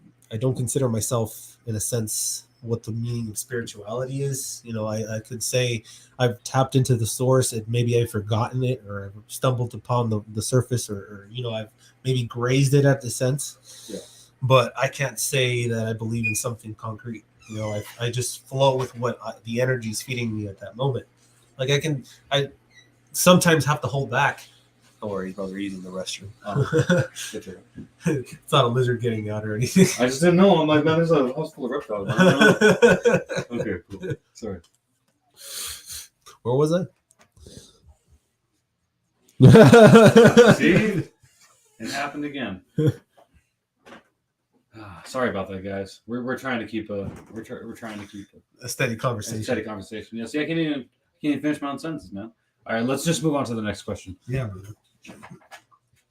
So, in spirituality, brother, what I was heading at to, actually, okay, I was saying with Santeria, it's more spiritual to say the practice, right, as what it gets you. And with any spirituality or any type of practice that you do, whether it's Buddhism or Catholicism or Christianity or European mythology, like that I was told the other day, anything that favors your soul, that as long as it's giving you the purpose to be better in life and be a good person. Yeah. If you're not being a good person, what the fuck are you doing? Yeah, exactly, dude. Exactly. That's how I the feel base about idea religion. of all religions, right? That's supposed to be the base idea of all religions. Is that you're supposed to just be a good person, do good things, don't fucking hurt people. You know what I mean? And being bad is by no means, I'm not saying I'm a fucking goody two shoes, No, yeah, I'm not either. But I mean, but it's not like I was out there hurting people. Exactly. You know what I mean? Exactly. Or like we were doing it for the benefit and sometimes for others. Yeah, well, for the most part, it was for everybody else. The way I feel. Not for myself. Not for you. No, because mine had all to do with my addiction and drugs. Yeah. You know what I mean? Yeah. It was a trafficking stolen property, possession of a narcotic drug. You know what I mean? It was forgery because I was stealing checks from my family and fucking writing them out to myself and fucking, cashing them. Because I knew that if there was a bank that, maybe I shouldn't say this, but if a check is written by that bank, then they have to physically fucking cash it. So I was like, I'm going to utilize that rule. What's that movie with Leonardo DiCaprio? Catch Me If You Can. Catch Me If You Can, yeah. There you go. Maybe I saw that when I was a kid. I don't know, and I just subliminally was like, "That's gonna be me." You know what I mean? It's that pirate blood, bro. I knew you were a pirate. So check it out, bro. On my dad's side, my family's from the Philippines, right? So we're Bisaya. We're Albayeno, which is like from Albay Bicol. Still part of Luzon, but like right by like Leyte and Samar, where right where my family's from. I'm guessing these are all islands or yes, all islands. All islands. This is all the central islands of the Philippines. Good. Technically Luzon is the main island in the north, but it's gigantic and there's little tiny pieces that come off, and you know what I mean? That go fucking far. You know what I mean? Very and the culture is different. You know what I mean? But as Waray, excuse me, maybe I'm not saying that right. Sorry, guys, I'm caught enough. Waray, we were known as like the pirates of like the Visayas. Real shit. Like my ancestors were like the fucking pirates of the Visayas. Dude, we used to fucking dye our teeth black or red. We used to fucking have dreads. We'd fucking we'd sail in these giant ass caracolas, which are like giant canoes, like warships though, like fucking not like small, like maybe 10-person canoe. We had fucking like warships, bro, to where it was like Viking status shit. Yeah, bro. Like, and this is all documented, like by the Spanish when they fucking first invaded back in like the 1500s, bro. Like we were like fucking warlords, and we were fucking going and pillaging other fucking tribes all around. We were fucking hated. You know what I mean? Like, so I mean, we're gangsters, dog. Oh, so it just runs hard in the blood. I mean, fuck my dad. I mean, you know what I mean? Like, So from my I don't grandmother's even side, know. bro. I wouldn't be surprised if my fucking Lola was gangbanging back in the day too. You know what I mean? It's We all always the fucking did grandmas, it. bro. Yeah, we probably all did it all the way down, bro. My great Lolo Manolo apparently was a Pachuco back in the fucking like 1940s and shit. Back in the Philippines and Manila, bro. They were replicating what was going on here in like California and shit, and like with the Pachuco, with the Zoot Suit riots and shit. They were replicating that style in the Philippines because the connection is just that close. You know, it's that hard. Damn. Yeah. So that's pirate blood. Yeah, bro. Like, so I'm just, I mean, you're right. You know what I mean? You're fucking right on that one, man. We're up proudly. Bro, so my grandmother, she comes from a family, her last name is Talavera. So her great grandfather was Talavera and great grandfather was Talavera. They were not brother and sisters. What happened is They're far distantly related. Oh, hear me out. What happened is that the grandmother's family changed their last name because they were cow hustlers. What they do is they jack the people's cows and they would sell, or they steal from the banks. There's a crutch here, but it's like right there, so I don't know if you can see it. No problem. Okay. So they would steal like from the banks and shit, and they would give to the people. That's fun. Oh, like Robin Hoods and shit. They were Robin Hoods. Yo, bro. fuck yeah. And they were natives then, bro. They were just like fucking brown, and you know they were all just marked up. They had like their own like marked line. My grandmother tells stories about her taking alcohol across border lines in Mexico. Bro, Prohibition era, like that shit's hard. That's fucking awesome though, bro. Fuck yeah. Like that's the stories. Like it's insane, bro. Like that's where the pirate blood comes from. You know, it's like we were just like born to be bad. I mean, hey man, we're just all hard-headed, and we have to go through our own. We can't be taught, or we can't be told as being taught. We have to learn it. Experience. You know what I mean? Yeah, I have to experience it because you're lying to me if I haven't seen, like they say that shit in movies. You're lying to me. You know what I mean? Like stupidity. Yeah. I don't know. Maybe it's not because it's sometimes that's where it gets you farther in life too. If used in the right energy in the right direction. Yeah, but it's when you're young and you're prideful, yeah, and you know what I mean, you're trying to prove to something to everybody. Exactly. You know what I mean? It does not come in handy. It doesn't. It doesn't. It is what it is, you know. Ain't no punk, and I'm proud to say that today. You know what I mean? Like, never been one, but like, fuck. There's a lot of situations that's just like, fuck, man. You can feel a pirate. I wish I didn't fucking make that decision. You know what I mean? Like, and we're not rats. You know, you can differentiate a rat from a pirate. Fuck no. Wait, what do you mean? A rat is a person who's just scummy, but we give back. Oh, like a snitch? No, dude. I don't say no names. I don't try to hurt the community. You know exactly. What I mean? I'm just I like to say I'm just kind of like a rebel. Exactly. You know what I mean? We're rebels, you know, yeah. and it's not that we think bad or do anything bad, but whenever we do the bad, you know, it's for the good. Yeah, exactly. Well, I mean, check it out, man. What I do now, so breeding cannabis, bro. So like, let's say fucking 5 years ago, or growing cannabis. Let's just say growing cannabis, period. In the state of Arizona, after 2020, we had a recreational bill that passed that allotted every adult over the age of 21 to be able to grow 6 plants and a cap of 12 plants per household if you had 2 adults over the age of 21 in that household. So that allotted anybody to be able to grow weed now. Instead of before that, you had to be over 25 miles away from an operating dispensary. And that's not road miles, that's as the crow flies. So in just a straight direction, no matter if it's through a mountain or no matter an ocean or what. There's no oceans, there's lakes, you know what I mean? Whatever. It's just a straight line. So it doesn't matter how far you have to travel. Really fucked up. Really screwed up. But it's the way the world is, I guess. So that law enabled everybody to start growing, right? Where was I going with this? What are we talking about? We're talking about far distance and marijuana legalization. Oh yeah. So like that only happened in Arizona in 2020. Before that, before when I was still growing at that point, technically it was illegal. I was in an apartment. I was in town. I was fucking, you know what I mean? I was going from apartments to townhouses and fucking, you know what I mean? Oh, we're still smoking it. Yeah. Like, I'm just trying to, like, it was illegal for at the time, but it's like now it's legal. Yeah. But it wasn't hurting anybody else. It wasn't. You know what I mean? And honestly, I think some of If the anything, stuff it was hurting my wallet because I was paying more in electricity and shit. You know what I mean? And soil and all that stuff and time and craft in general. You know, but like, yeah. It's a heavy craft, bro. Growing and legalization. It's like reptiles, bro. Like we have to worry about crossing border state lines. Like if let's say I go to a reptile show in Kentucky, you know, and I head back and I'm crossing Alabama or some certain state that somehow does not allow that reptile in their state. So there's certain reptiles that are allowed in certain states and certain ones that aren't. Like you can't own a crocodile here. You can't own a crocodile. You can't own a monkey. You can't own a certain species. Huh. So if you cross that animal, you say, I'm heading toward California because I can have it there, because you're crossing that border, it's still considered legal and they can pop you for it. So it's like the same laws. I guess no, that's kind of the same with certain like with cannabis, for example. Like if you go from here and you go to fucking Utah, yeah. I mean, as far as I know, they don't have a medical bill or recreational bill. Now I could be wrong about that. Or if you go to what's the next one up, Idaho or Iowa.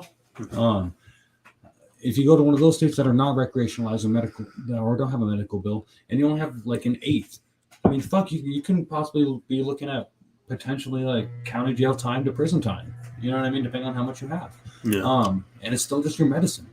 You know what I mean? You could just be stocking up and trying to go on a trip. You know what I mean? Vacation.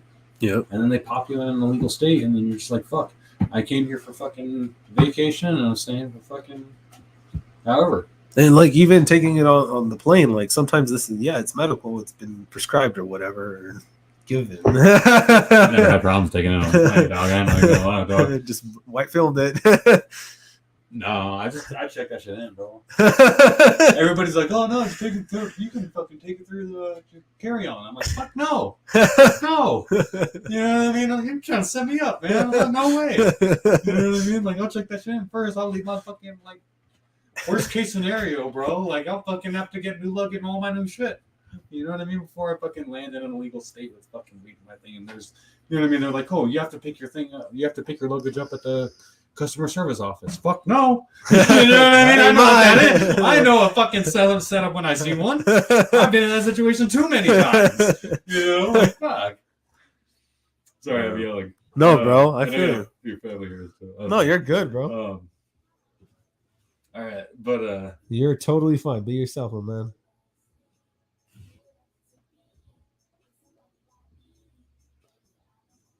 Bro, as a child, did you have a particular dream or aspiration? yeah, so I wanted to be a professional skateboarder. Professional skateboarder. Skateboarder. You skate? I do. Shit. I still skate, but I don't skate very often. Gardening takes up most of my time. Running my business takes up most of my time. Everything I do with my business is like all done, almost all done by me. When it comes to like packaging, designing, like labels, or like, you know what I mean, whatever. Like it's everything is done by me. I'm hand doing everything, you know. And it's all done by hand. It's not. I don't have like certain machines that mix my soil amendments or that like catch pollen for me or collect pollen and fucking redisperse it out, or you know what I mean, or that water my plants, or you know what I mean. Everything is done by hand with love and intention, and that's the only way that I was taught that's the only way that you can ensure that it's going to be the same result every time. If you're relying on a machine to do it, I was taught that it's just not. You probably weren't taught correctly, or you're not capable. Sorry to anybody that says like out there. Like, that's the way I was taught, and I don't project those feelings onto others. I think that everybody should grow, even if it's at your own rate. Like I support everyone, and I don't want people to twist my words when I say these things. That you know, what I mean? I think my intentions are wrong, but there's a good philosophy. You said that right, bro. Yeah, okay. You said that right. There's a good philosophy to that idea too. You should know how to do everything by hand. You know what I mean? Worst case scenario, you don't have anything. You know what I mean? Everybody's got to start from the bottom and work their way up. Nobody's going to have the high-tech shit. And you got to work with what you got. And that's what I was taught. You know what I mean? My grandfather was a welder, bro. and he didn't have the high end machines that would twist and bend the ornaments and shit. And he didn't have enough money to buy the ornaments to make his projects. So gradually he started buying more, but he didn't like how they looked. So what he did is he welded two pieces of metals on a baseboard or a piece of sheet metal. And when he puts one piece of metal in and you push against the other grain, you start bending the metal. So now he developed a smaller loop and he made it a little smaller loop. So he made it his own designs just by rigging the table, bro. Like that's the shit that you got to think on your feet. Like that's critical thinking. That's something that's being lost in this generation, bro. Nobody thinks on their feet anymore. Well, Everybody I mean, like let's say if you can't afford some, let's say for example, like my pop-up setups are not super flashy. I try to make them super flashy, but I can't afford as a business like to be as for promotion, like be able to write it off as and my taxes as promotion. I don't make enough money to be able to be spending $1,000 on a custom sized tent. Exactly. So I'll buy a blank tent and I will design, like I'll paint it myself and then like hand draw my logo, the Gumamila logo on the top of it. And color in with fucking Sharpie if I have to, like a mixture of Sharpie and paint. But because I can't, you know what I mean, and do my best to make it look good and you know what I mean, functional. You work with what you have. Yeah, bro. I work with what I have, and that's what we all have to do. You know what I mean? That's the idea that kills a lot of people's dreams. They're like, oh yeah, I have to have this or this or this to get started. It's like, no, you just need to get fucking started, bro. Some of like that's funny that you point this out, and a lot of creators or content creators out there too know this. Like, we start out with a base camera, like the cheapest type of camera, bro, like a phone camera. I was gonna say some people start with their phones, bro. I started with a Nikon. It was a 231Z series. You would have to flap it open, put it in one of those rolls, strip the roll, open the image chamber, and then close it up. And then every time you shot, it would burn a film on the film. You would take that to Walgreens and you bring it back out. Those can still get to be pretty expensive cameras, though. They can, bro. I was gonna say, just got somebody that used to be a frequent at the pawn shop. It depends what series. It depends what series. Yes, I'm just saying they can go up to being very expensive. They can also be dirt cheap and nothing. Exactly. When they're trying to pawn, but they can go up to a lot of money.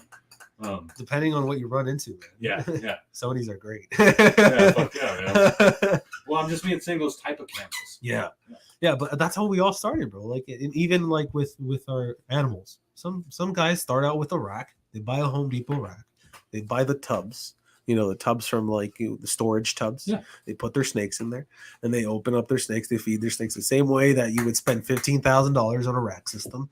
Why not spend $150 on something that's going to produce you quad or more? I've always believed that DIY has been better than fuck anything. Yeah. Yeah, like my first ever like really good grow that I can say, one of the pots that I used, I couldn't afford to buy another like plant, like nursery pot, because at the time I was still like I was living with this girlfriend and stuff, and like I just wasn't in the best place financially. I'll just say that.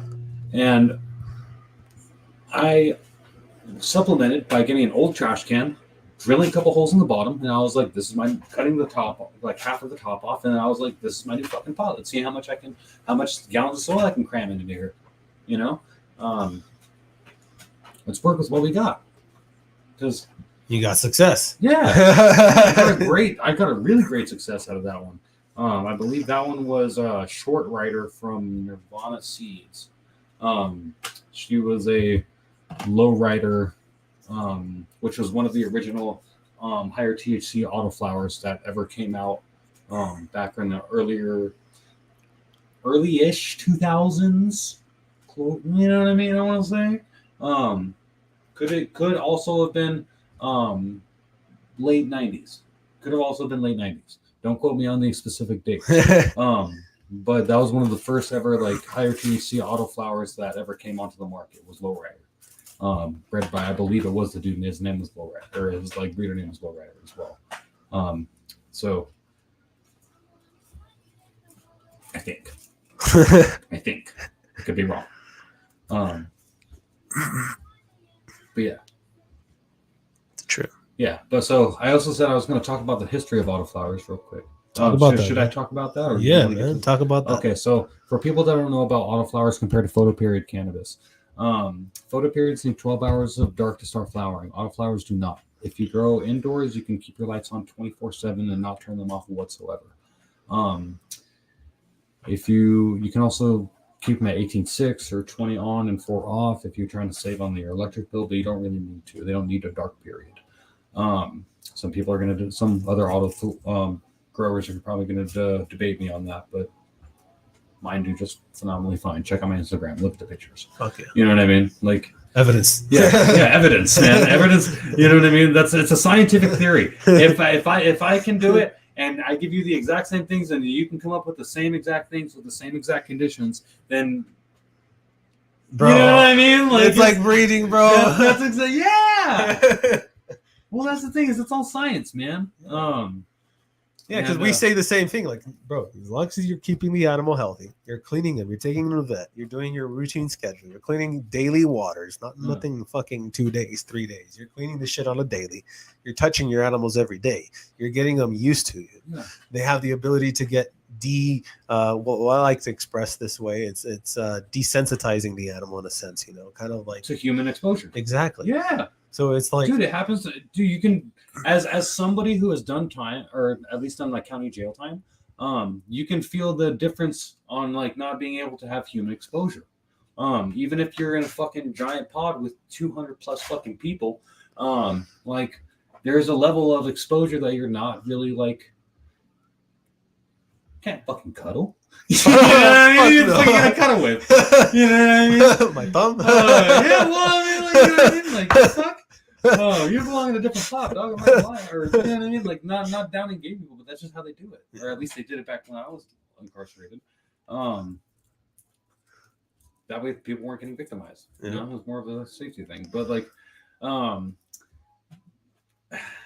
you know what I mean? There's things that you need. You know what I mean? You need to be able to touch somebody and hug somebody or fucking, you know what I mean, on a daily basis type of thing. Exactly. That's like a human hug. I'm pretty sure heals more than fucking. Maybe I shouldn't say that because I'll be quoted scientifically bad on that. But it heals, Fuck man. science. No. To a sense. We're not going to start with that shit. No. To a sense. No. To a sense. Science.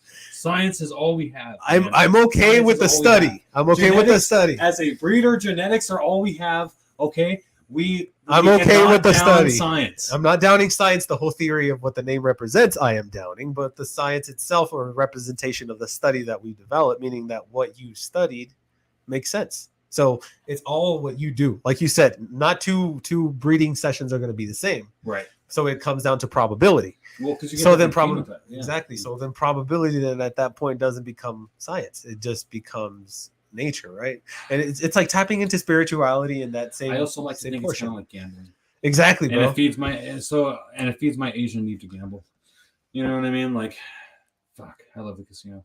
And that's with genes too, man. but Like, like, when yeah. you put in Yeah, so it's- much money into a snake, and then you're like, oh shit, hopefully these come out, and you lose, clutches and clutches and clutches because they don't get shit.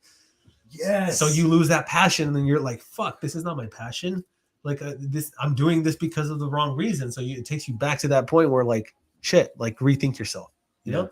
You have to reground and then. Yeah. No, I feel exactly what you're talking about because, like, let's say right now I'm working on the Moonstomper F2 breeding project, and the first round that I spent fucking over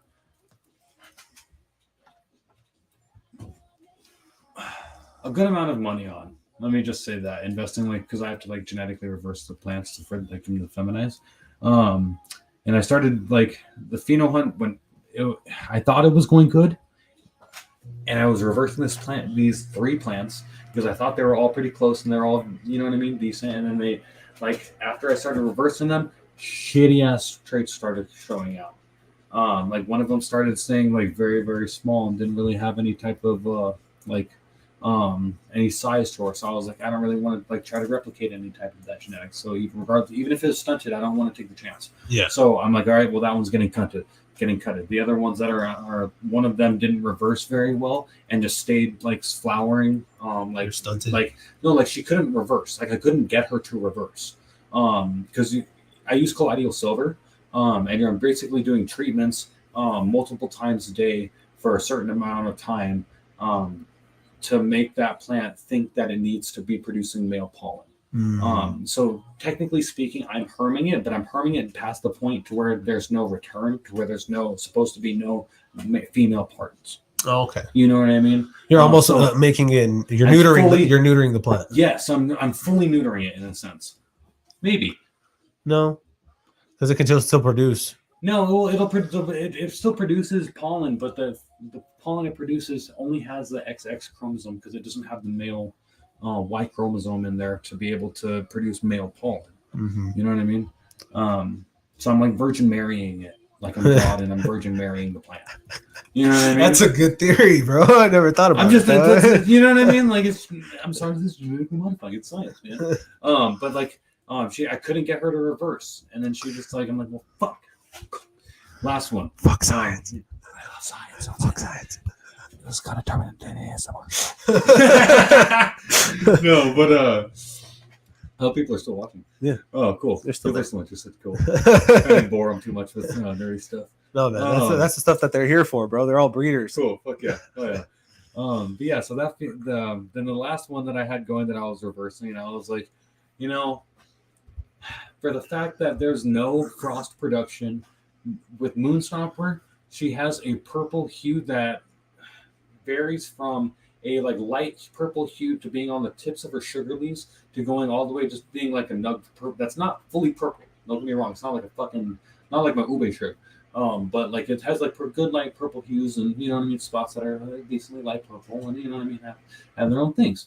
And this one just didn't have frost production and didn't have any type of like indication of like any purple hues. And I mean, it did start dropping a little bit of pollen, but I didn't really like the look of the plant. You know what I mean? It was very spacey too between nodes. There wasn't a lot of like packing in between like for nug structure. I mean, with a cookie genetic, technically it's normally like it's going to be like a stick with like rocks on it in a sense, to where it's like nug, stem, rock, stem, rock. You know what I mean? It's just like that fucking solid cluster. Nug. Yeah. Didn't really have that trait to her either. So I just didn't really like it. So I started reversing another one of the girls that are in the pheno hunt that's in the breeding tent currently, and I was like, okay, well this one's good. This one has a nice stature to her. She's got a nice height. She's got a nice structure to her. Not too spacey in between nodes, and not too packed either, in a sense, to where it has that nice cookie uniform look to her. Nice big fat fan leaves, not very thin.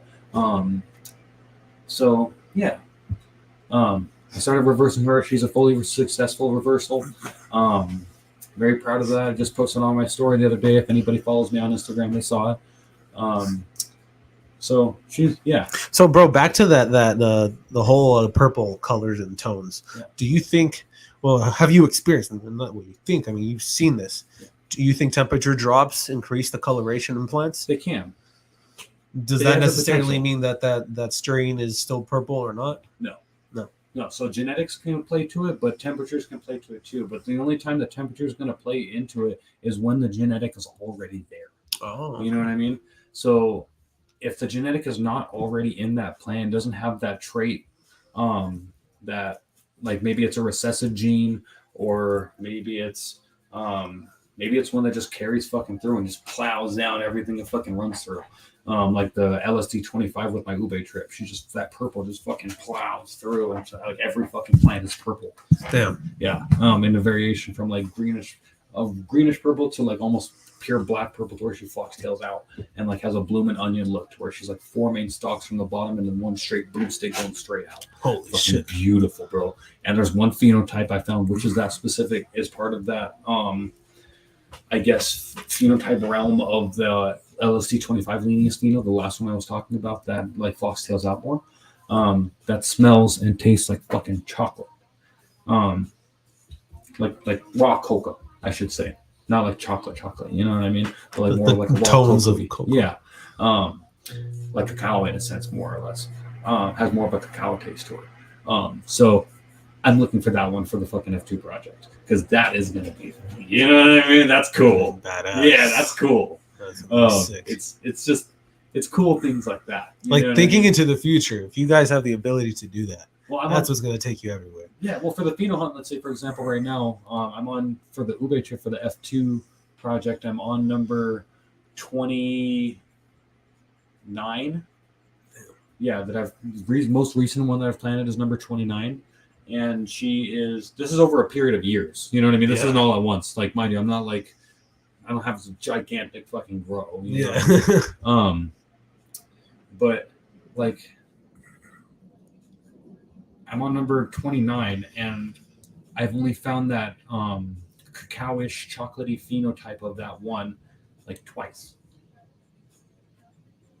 So, you know what I mean? Like, damn. So it's like us and the hidden genes, bro. Like if you get a snake, like how it used to be, if it wasn't for the founding fathers, and I call them the founding fathers because these were the people who brought those genetics from Africa or other parts of the world, and the ball python, Africa, you know, and they came from areas where they're being poached. Right. They would take them just because they had a slight different coloration or a stripe or a different look. They were being sold for $15,000 to $20,000, $30,000, $50,000, up to $150,000. Because it's a genetic anomaly. Because it's a genetic anomaly, Yeah.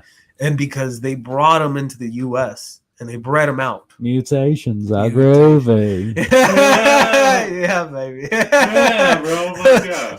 You got it. Bro, so like looking at that shit, like now, like we don't have the ability to do that anymore. It's just been overplayed because of how much the genes have been worked and it's brought in.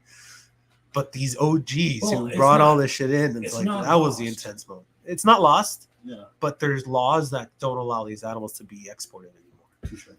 So it's like, shit, we can't do what they did.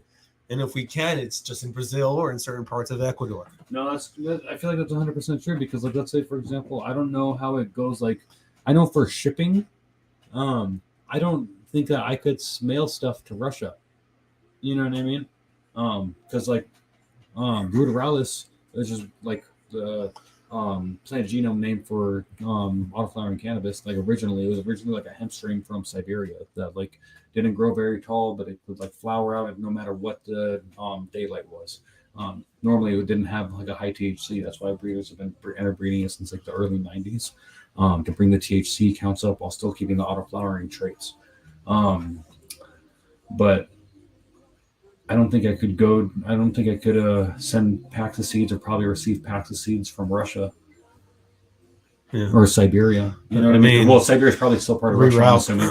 You know what I mean? Yeah. There's always. I'm not too big on the political stuff on that stuff, but same thing with animals. You know, a lot of people do it. They shouldn't, but they do it. You know, like some of the monitors are being brought in from Australia. You know, it's illegal to be shipped from Australia, but somehow they get here. Yeah, it's not really up to us it doesn't matter how they get here. But we just have them. When they get here, it's just fucking like, hey, man, they're fucking cool, though. Like, you know what I mean? Like, look. I'm not going to lie. Actually, a buddy gifted me a pack of, well, technically he traded me, a pack of land race, like, ruderalis from Siberia, so supposedly, that has the longitude and latitude on the bag, so of like where it's supposed to be found in the world. So that's where they got the plant from. Like they bred it in the seeds and everything. Like right there, it was the land race. Yeah. So I'm pretty fucking excited for this. I'm worried that they're going to be hemp strains, but at the same time, just the experience.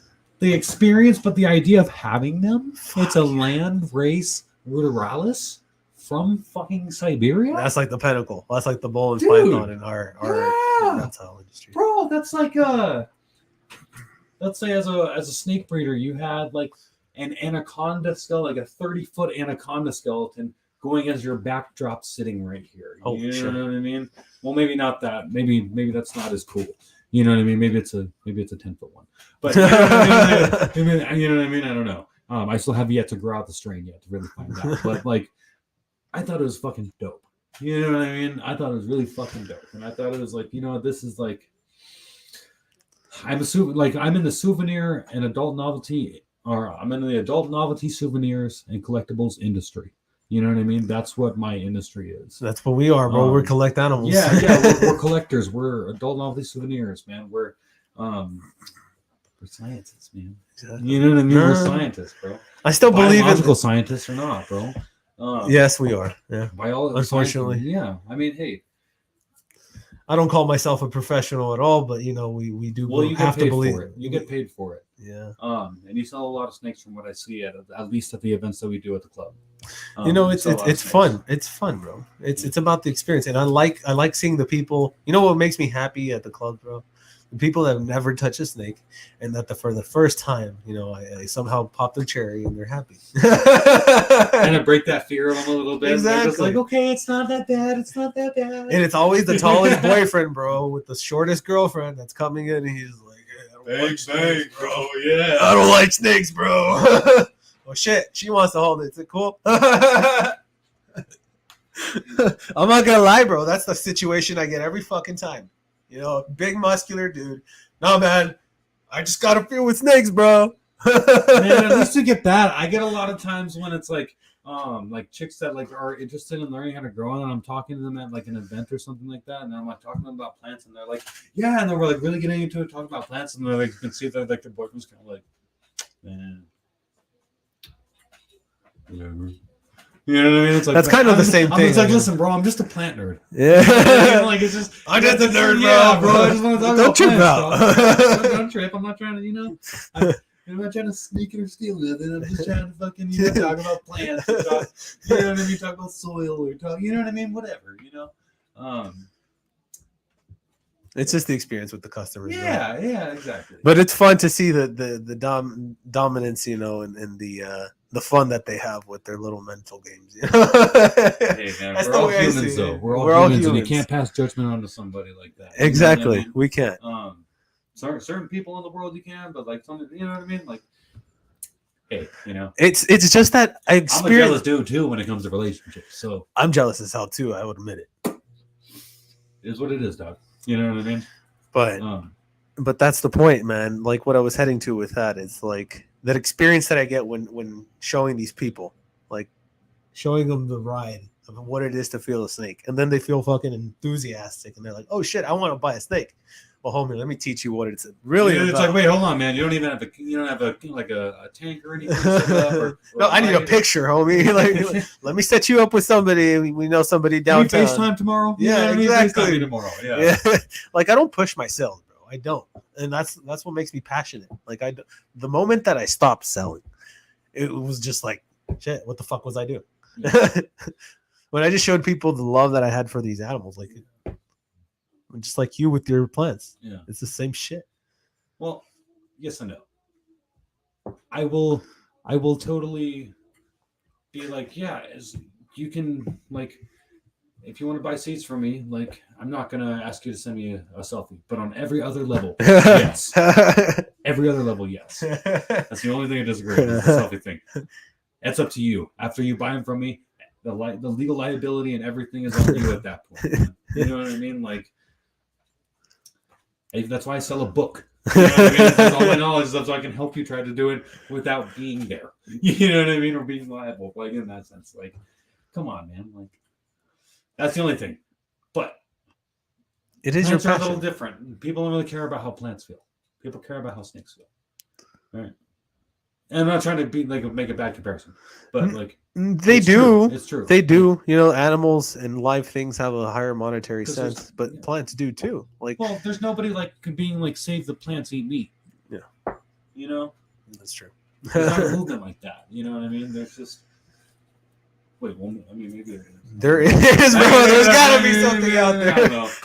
I don't know, man. There's got to be. If you can think, my dad told me when I was a kid, if you can think of it, somebody is in history or in like the history of the world, somebody as well probably already done it twice. You know, just got to do it better. Yeah, well, most definitely. But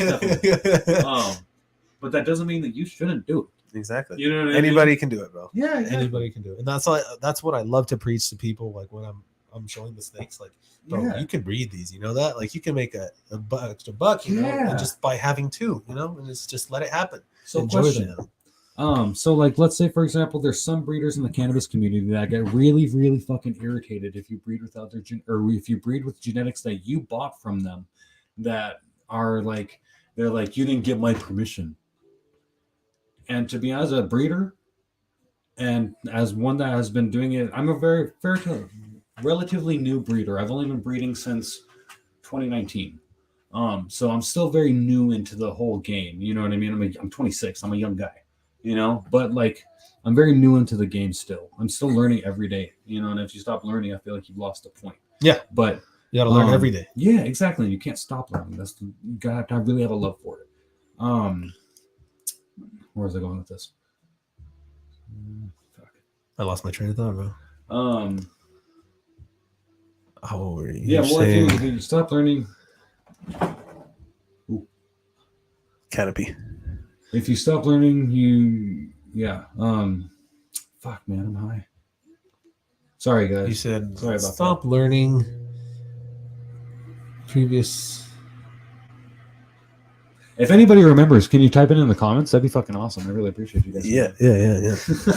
Sorry about that. This is a good session, brother. I know we're like 2 hours in now. Are we? Shit, 2:06. Battery's good though. Yeah, nice. Thank you all for tuning in and staying along with us. Thank you. Especially with my stoner brain too. I appreciate you guys. You were going on to a good point, I remember, but I just don't remember to put the finger on. Can't stop learning. If you learn to stop learning, that was the point. I caught you off track right there. Shit, I can't remember. We need to have a third person in here. Yeah, the tactics, bro. The tactics. So we were talking about having issues with permission with other breeders. Oh, yeah. So some breeders will say, like, you can't breed without my permission or something like that. Thank you so much. See, we're fucking stoners. But we remember, bro. Yeah, but we remembered, and that's the thing that matters. We're productive and we're forward thinking. We fail forward. Okay, so some breeders will get really pissed off and they'll be like, "You didn't get my permission to breed with that. That's my creation." Listen, my opinion is like, listen, homie. I loved that genetic. I found a phenotype in that genetic that I fucking hunted and found that I loved so much, and I thought it was worthy of breeding with myself.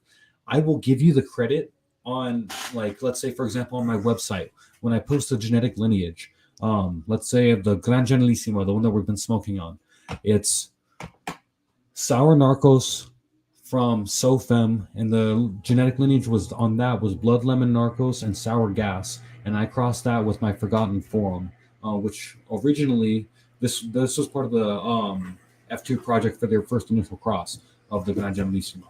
She's at the F1 at this point, but the first initial cross was that, and then Forgotten Forum, and that's first initial cross was Forgotten Cookies and Forum Stomper, both from Mephisto Genetics. And like I put the breeders that I got these genetics from, that I pheno hunted and found this phenotype that I wanted to breed with and fucking did breed with, I put the respect where it's due, and that's all I ask. If somebody feels like, oh man, I found a great ass like phenotype in Ube Trip or Gran Generalissima or Turon or Clifford or Moonstomper or Forgotten Forum, you know, or any of my genetics, and they're all I ask, like, just be like, put a little parenthesis, put HFS. You know what I mean? Just give respect where it's due, because that's what I fucking do. You know what I mean? I don't ask, you got to pay me for this or that. You got to get my, because you already bought the seeds from me. Yeah, it's like, or you bought it from one of my retailers. Like, let's say I sell you an albino, and then I tell you, oh, Peter, you owe Peter or whatever person brought. This person was actually just brought out of the community for so maybe obscure drop reason. on that Yeah, that person not bad. Let's do let's do Brian Barczyk. Yeah, let's say he brought in some certain snake. Is Brian Barczyk a real name? Yeah, that's his real name, bro. Oh fuck! Why are you dropping around? We said we were gonna put real names. Oh, well, he's cool. He's a good guy. Oh, okay. Yeah, he's somebody to admire, man. He's got good breeding skills. Okay, I was gonna say we normally just don't talk about pieces of shit, and we just act like they don't exist. Well, I forgot about that. Well, it's because all of the shit that he developed, this recently happened. No, it's like if Oprah Winfrey would have done something bad. No, I feel you, but that's why I want to make sure you're not mentioning the guy's name like that if he's not, you know what I mean? He's no longer relevant. He's no longer relevant. That's why I didn't continue with the last name. Okay, cool. But let's say the call strain. Okay. Let's say that particular strain was being sold by him, and he says, "Oh, I need to have this amount of money from him, or he wants to tax you. No, that doesn't happen, because the more genes that you produce, the more genes that you're putting out, the less work you have to say. What do you mean? So like, there's no rep to rep to rep. You just say where it came from, how you produced it. There's no actual charts where we put our names or say anything. It's all just you breed, you produce, and if the person asks, you let them know where it came from. If it's wrong and they go and reach out to that breeder, then you're just pretty much thrown out of the community. So, but do you normally keep like a track of like yeah, we all keep stuff stats. like that? Yeah, Okay. like if you're feeding or if you're keeping from one breeder to cross from one breeder, yeah, we all keep that. Okay, because that's what I do, like with like in my testing stages and stuff. Like I'll keep all the stats and make sure that they pass all. Because I've seen it like at certain expos in weed where they have like the chart where it shows like where they came from or the previous Well, I have cultivators. like when, let's say for example, when I do pop-ups or on my website, for example, I have like all the stats listed. So they'll have like their genetic lineage, THC, CBD testing, general size from like medium all the way up to like double XLs. See, and that's where I think that power, like it's cool to see it in genes with animals that name carries its own power. Yeah. Where it's like, okay, it came from here, but you created this new, it's still considered that name, like Orange Dream, like OD. It's still an OD pied. Yeah. Because it's a pied snake, OD pied. But now you added banana OD pied. It's still going to always be OD. So that's that power what it represents. Like I would totally call it OD banana pie. Yeah. Oh, you're overdosing a banana pie. Like with weed, if it would be like HFS. No, but it's same thing. You same thing with names. You're just naming a specific like trait of a. I guess. I think we don't pay enough respect in the hobby. Linguistic wordage for it.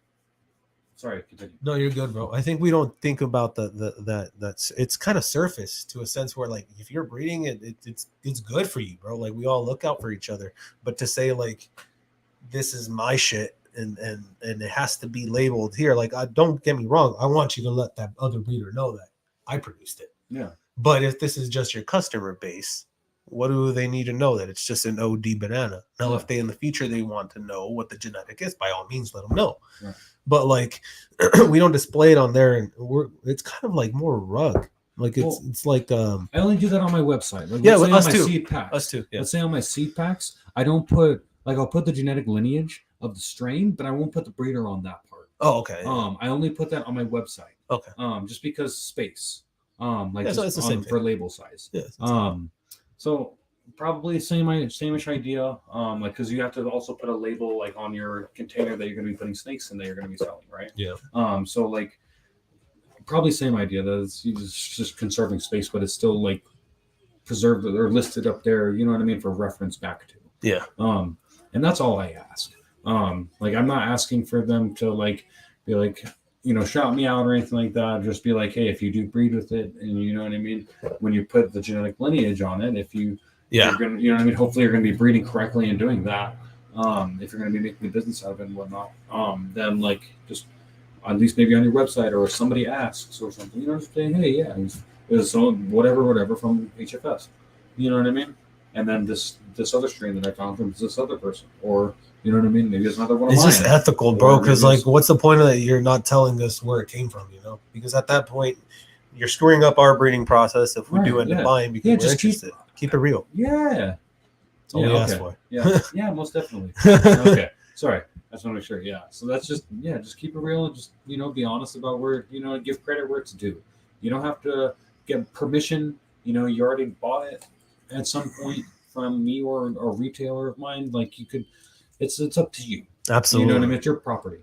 But like, just respect, man. That's all I'm saying. Yeah, because I get it. I give it where it's due. Absolutely. You know what I mean? So I just hope that people would respect the same thing, and if they love the craft, you know what I mean, or respect the process, you know what I mean, and how much longer it takes. Like this F2 Moonstomper project just got prolonged an extra couple months because the first three phenos that I chose to reverse didn't match the qualities that I was wanting, and one of them actually didn't fucking end up reversing at all. So I was kind of shitty. The losses, man, but those are the gains. Charge Yeah. it to the trap.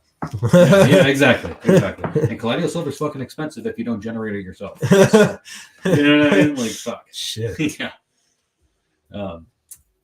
But yeah, man. Okay, sorry. I feel like I went off on a tangent. We gotta both get back did, to your questions. No, bro, it's good. Keep it chill. I honestly want to get off of these questions. I just keep them for reference now. Oh, okay. Okay, cool. Well, I didn't know. It's the last few ones that I've seen, or the last few episodes I saw was we did the questions and stuff. So I was like, I don't want to. Yeah, I'm trying to lean from that. I'm trying to lean from that, bro, because I got shit from it. Okay, well, I just didn't want to. If that was your because my program, I don't want to break your program. No. You're doing great, bro. Like the problem was with me is because I was reading off the question and it was less fluid. So now that I'm doing a little bit more fluid with you, I feel like that's how the conversation should be. Okay, yeah. But yeah, I was told by one of my. I was talking to one of my mentors, and he's like, I think it's because you were asking questions, because I had one podcast where I felt a little uneasy, where it's like, why does it feel uneasy energy? His nervousness. And I was like, yeah, I was nervous as fuck, and it was just like, well, you're not new to breeding snakes, but I mean, podcasting. I mean, this is what, the 5th episode? Yeah, bro. I mean, 5 live, baby. 5 That's live, baby. Crazy, 5 bro. live. Hell yeah. That's fucking insane. That is insane. No, you're doing a killer ass job, dog. Yeah, let's just keep it rolling, bro. All right. So we covered genetics a little bit, talking a little bit about plants, where they come from, or the autoflowers, where they come from. A little bit about why I started. I started breeding basically because I was tired of buying seeds, spending a lot of money, and so kind of a bad thing for me as a business owner to say it, but at the same time, like, it's created a lot of great things. That's why I encourage a lot of other people. Like, if you're a great grower, like if you're doing great at your lane, keep doing it. Yeah. Why not? Try it out. Yep. Try it out. It is a whole science in between it. You know what I mean? And it is a lot of frustration that comes with it. It's like fish. But because it's a whole new thing. Because you develop with pH and all the balances of water, the balances of calcium. Well, yeah. Well, I mean, just besides balancing like, well, depending on how you're growing, some people grow in hydroponics, some people grow in synthetics. You know what I mean? So they need a lower pH, or some people just grow organically and need a neutral pH, like myself. Like growing wise, but like I'm just saying, like breeding and growing, like let's say growing or hydroponically is its own science, because you have to figure out like salts and all that stuff. Same thing with synthetics in a sense. For the most part, they're like bottles, and they just have like a feeding chart, so it's not as big of a deal. But like hardcore hydroponic salts and stuff, like, yeah, it's a little bit more complex. When it comes to aquaponics, when it's like growing organically but still with like in water, but aquaponics is like having a fish like tank underneath, and then like your fish tank is basically feeding your plants, but you have to keep so it's not a rhizosphere because it's not a pot, you know what I mean? But it's like a tank for fish. I have a mentor who does this. Shout out to him. He's a great guy. Aquaponics. No, he doesn't use his name. He's just out of No, the but he charts. does aquaponics. Aquaponics, yes, Yeah, where he has okay. tilapia ponds from on the ground, and then the top he has foam layers where the plants lay in the little tubs. That's Bro, dope. it's so beautiful. That's so cool. And then inside of that garden, he has box turtles. But I'm just saying that's its old science. Bro, it's Like- crazy. Like it's Or not box it's got turtles. its own thing. You know what I mean? What are they called? Redfoots. He has redfoot tortoises. Have you ever seen a redfoot tortoise? Bro, you gotta see this. Okay, what's it look like? Hopefully, people who are watching have know what a redfoot tortoise is. Yeah, They're a bit more educated than I am. than me too. Unfortunately, I. Oh, those are cool. Oh, those are cool. It's sick. That's dope.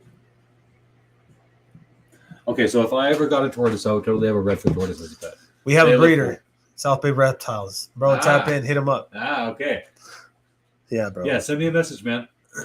Great tortoises, Yeah, bro. I need let me know what I would need to get started and stuff too, because I'm very much a noob into reptiles. I had like a lizard when I was growing up as a pet, and that was like 4th grade. So Did you not like very- reptiles? Or just I loved it. I loved it. I just never really did it again. You know, I think I was pretty heartbroken from when my lizard's name was Elvis, Oh. and he died. And I was very heartbroken because I thought that lizard was like like my best friend. Yeah, you know? bro, you grow an attachment to Yeah, him. yeah, Because every day hardcore. you're feeding this little guy. Yeah, and picking just him up and playing around with him and shit. holding and, him on your shoulder and shit. And then one day from when I came home from school, I think I was in like 3rd or 4th grade or something, and then my mom was like, Elvis is dead. And then I was like, no, what did I do? You know what I mean? I was already crying and shit. So I think I was just heartbroken and traumatized, and I was like, I don't want to, no, I can't do it. You know what I mean? But totally, for the redfoot tortoises, those would be totally cool. Yeah, bro, they're at a good price right now. I do have. If you want to get into half an acre. reptiles, I do have half an acre with property and like a property that if they can live outdoors, potentially I might be able to, put something in it for like a heater thing for the winter or something. You know what I mean? Yeah, for like a little mister thing for the summertime or something. I don't know, but I think they do require mild humidity. I'm not too sure on their husbandry. Are they like normally tropical? I think so. Let me actually look it up. I'm not too savvy with tortoises myself. Funnily enough, a lot of cannabis is like strain sensitive, can be depending on weather and stuff too.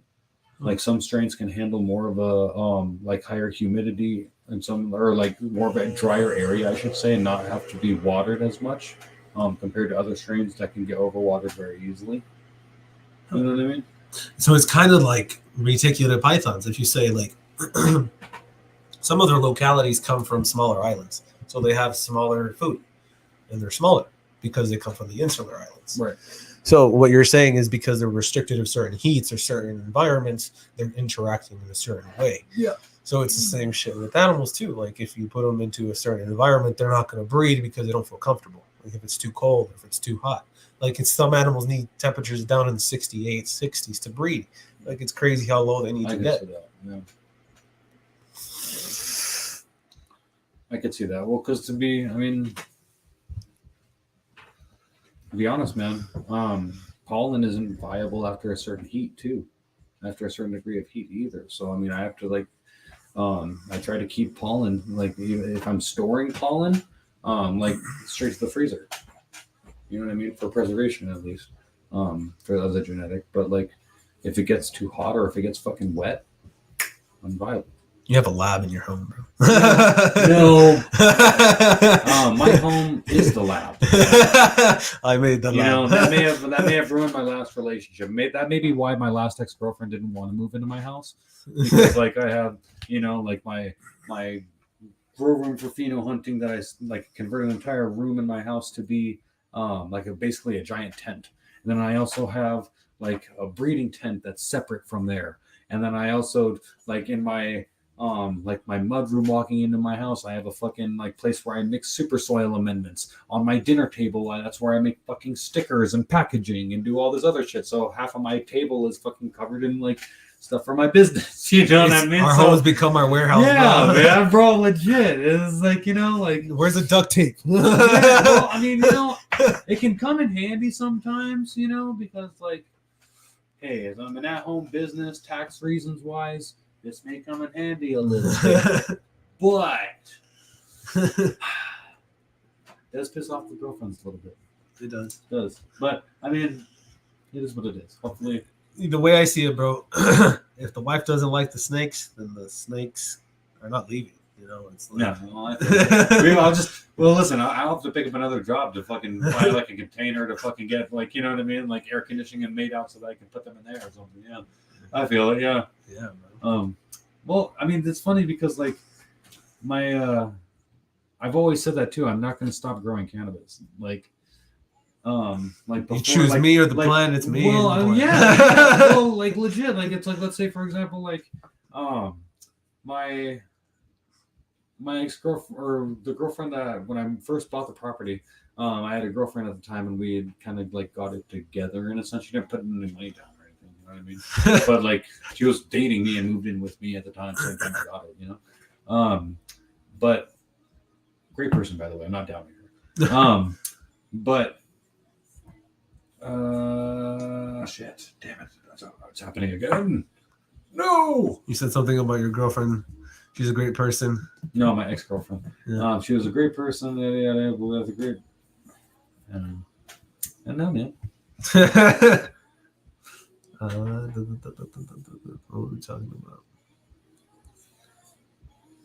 Child aspiration, dream. Becoming something.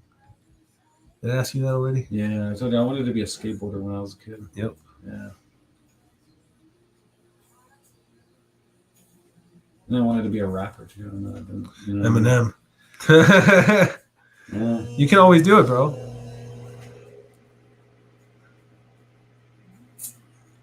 No. Hobbies and passions No. become something. No, I put too much energy into what I already do, into my craft. You know what I mean? I've thought a lot about that too when it comes to, like, let's say for example, trying to like when there's as a business owner that doesn't do anything else besides run his business and doesn't have another supplemental income. I don't have another part-time. I don't have a part-time job. I don't have like money coming in from anything else except my business. You know, I have to be all in or nothing, because if I see it as a fallback or a secondary thing that there's another option of lane, then I'm not going to be 100% and run for it. Well, let me introduce you to this perspective, bro. Like the way I see it is like, if you sprout some love, like how you're doing it, you're doing it unconsciously. You sell soil, right? Well, soil amendments. Soil amendments. Yeah. You sell the seed. You sell the knowledge. So it's a web. So in a sense, it's the same thing. So you wanted to rap, and I'm not saying now, like once you're good or you feel comfortable where you're at, like we're pushing forward, like why not continue with those dreams? Like I say, like never give up on a dream. No. Ever. You know, even if you just spit just for yourself, you know? No, I'm not gonna lie, man. Hip hop is not what it used to be. Make it what it was. I'm not the man to do it. I'm just not the man to do it. Well, because this is Hooligan. That one. This is Hooligan. There's a lot of other people that are killer ass local hip hop artists. Shout out Kid Irish. Shout out YML Nene. Shout out to fucking God fuck. Like all the desert hippie dudes. Like fucking killer ass guy. Shout out Hopes Up. Shout out Sir Rob. You know what I mean? All TSK crew. Like killer ass fucking dudes from like from. I mean, well, a lot of us are from Miranda too. You know, shout out Miranda. But like, same thing. Miranda Tucson, same thing. For people that don't know. Maybe I should put this right out. They're really good rappers. You know what I mean? And they put like as much effort and love into their craft of producing rhymes and being lyrical, and you know what I mean? Then what, like, they put as much love into their craft as I do. You know what I mean? And I live the plant, man. Like I eat, sleep, and breathe cannabis. You know, there's some days when I'm like, oh man, it's like 2:00. I haven't eaten anything. I've only had 2 cups of coffee this morning. I smoked a lot of joints and a lot of cigarettes and stuff, you know what I mean? But I've been working in the garden or on the business or something, but I haven't eaten today. It's like 2 p.m. Maybe I should eat something. Yeah, you know? I feel that, bro. When you just get carried away and stuff, you know? So, like, they put as much love into that as I do. So I have to respect their craft, you know what I mean? And it's just not my lane, you know? Like, there's other people that breed photo periods, like feminized photos or regular photo period of cannabis. I don't breed photos. It's just not my lane. You know, I can grow photos. I've done it. I started growing photos. But it's just not what I found the most love in. And it's not what worked for me the best. Then that's the key word, bro, because you said the love. So once you find that passion, you're like, shit, this is the love that I want for it. Yeah, well, I mean, this is like this is what, like, it satisfies me. It satisfies my needs. And this is like, oh, okay, cool. It gives back to me when I'm giving back to it. You know what I mean? As much as, because I'm a little bit of an impatient person, a little bit. You know what I mean? I was like, I don't want to wait for my plants to veg out for 3-4 months. I want to be done in 3-4 months. So, a lot of flowers. It's just a quicker process. Much quicker. A lot more of a niche process to where it's a lot more finicky. Like if they get stunted within the first 21 days from sprout, for example, generally speaking, until the root system is established, that's generally speaking about 21-ish days when they start flowering. they can get stunted and then be this tall. For the people that can't see me, they can get stunted and then be this tall, and then be one nug. If not, if they're taken care of correctly and you follow the steps in my grow guide, they can be in between like 5 to 6.5 feet tall and average of between 6.5 to 7 ounces per plant. It's crazy. Phenomenal. In 4 months. You know what I mean? That's crazy, bro. Yeah. So it makes sense. It's like the people who breed ball pythons or species that are smaller, like colubrids, they're in it because they can get 2-3 clutches out of them. You know, it's like if you were replanting one plant and then you're somehow trimming to get another, nug out of it. Like, it's crazy to be able to do that. But just like with snakes, man, there's I'm sure probably with ball pythons, for example, there's different types of ball pythons. Mm-hmm. So like, let's say, for example, there's double XL autos that are have a little bit more of that photo period lineage closer to it and leaning towards it, to where it still needs to still doesn't flower until like day 28. In between that and like day 30, I've seen it all the way up to like day 42, and then starting to flower, and like just barely starting to flower at that point. And they're fucking monsters, like just in size. When they're finished, and they take about, when I've seen that time, it takes, like with the Banana Durban Double XL Auto from Master Sensi, she took, it was 124 or 123 days to get a good like 70-30% trichome ratio, to where it was like 70% was like milky white, and then maybe like 60ish, and then maybe like 10% was still like clear, and then 30% was like amber. Shit. You know what I mean? Like to where it's like start turning red. And the way that like technically trichomes work with cannabis, and trichomes are the little sugar that looks like it's on top of your nug, like on top of the cannabis flower. They're little, like, they look like little mushroom heads basically, of oil, and it's basically like a fruit in a sense, to where it's ripening. So it goes from like clear to milky white to amber, and amber is basically when it's getting past ripened and starting to die off. So it can start, it's already technically at that point starting to go past the like the pyramid top of the it's climax. Yeah, it's climax in a sense of like the THC percentage, which is not necessarily a bad thing. You know what I mean? You would, to get everything, the majority of around to be like, majority of them to be at like a milky white, to where they're the highest THC percentage possible. You kind of have to sacrifice a few. You know what I mean? To get the majority across. I mean, it's kind of how it goes, unfortunately. But yeah, I think like with breeding is the same way. Like, you breed so many normals to normals where nobody else was going to want to buy a normal, so you end up keeping them in your collections for years, because it's like, well, I'm not going to get rid of my animal if nobody wants it. Then I'm going to keep it. But the animals that do get sold out are the beautiful ones, are the ones that have, like you say, the higher THC. Well, yes. So I've had a couple strains like sell out almost feels like instantly. Like, let's say, for example, my Crema, the F2s dropped. She was my highest testing breeding project, originally a double chem cross. Highest testing breeding project at 23% THC. This is fully 100% organic and bred organically grown. You know what I mean? All organic. So no hydroponic salts, no PGRs, no plant hormones like that to make it fucking boost anything up. And she sold out within about 3 months of dropping. And that was over 100 packs that I made out. And it's just 5 seeds in every pack, basically, with the 3+2. Shit. Yeah. So over 100 packs that I made out of those sold out. Because I have to keep a good stock for myself personally too, for like future breeding projects, to keep replicating it. So, yeah. So and then the Forgotten Forum F2s that I just recently dropped right this past Christmas, right before Christmas actually. I just sold out this past Friday, and I made, was it 97 packs or 98 packs? Decent.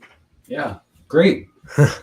Fucking great, man. Phenomenal. You know what I mean? Like, fucking, I'm not complaining whatsoever. But at the same time, I also have genetics like Turon, which I have some of here, which we should probably smoke later, or maybe you can just keep some of it for yourself. But No, bro. or keep the jar for yourself. But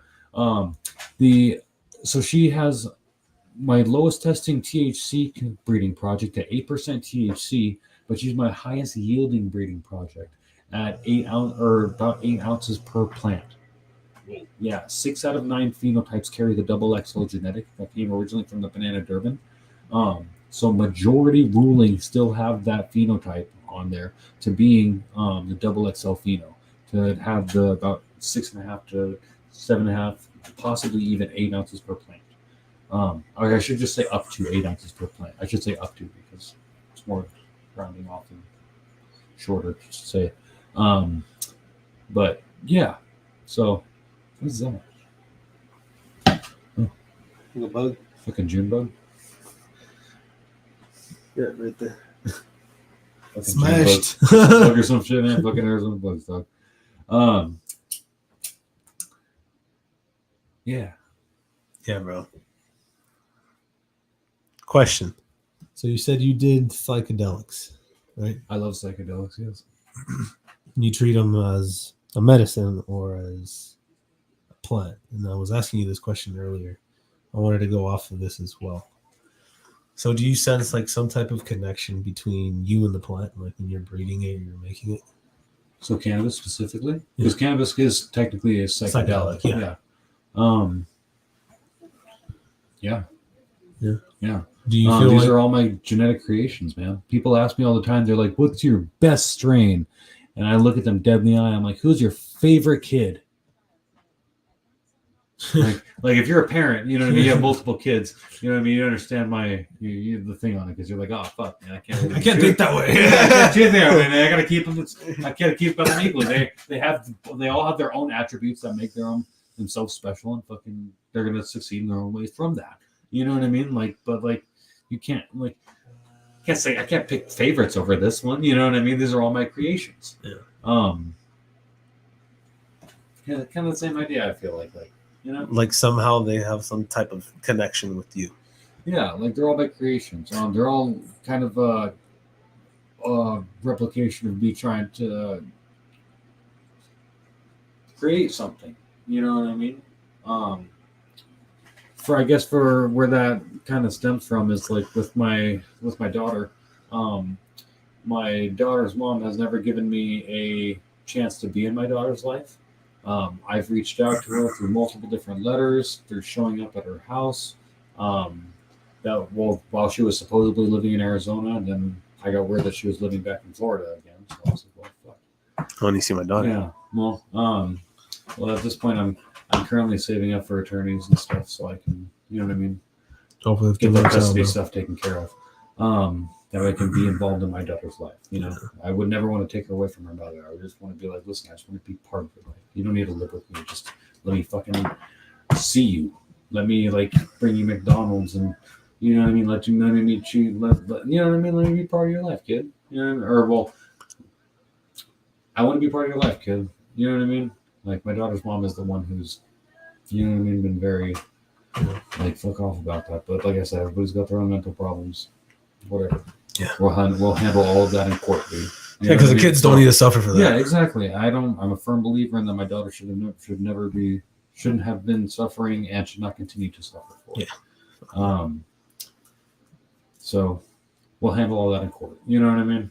But until then, you know what I mean? I don't really want to talk about that too much. It's kind of a downer subject. You don't have to. Let's go back to the spirit and the plant. Yeah, so I do feel a good connection, but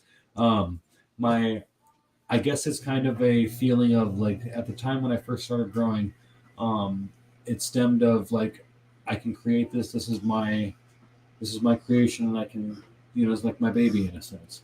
I love this and I care for this, and I can put all my energy into this.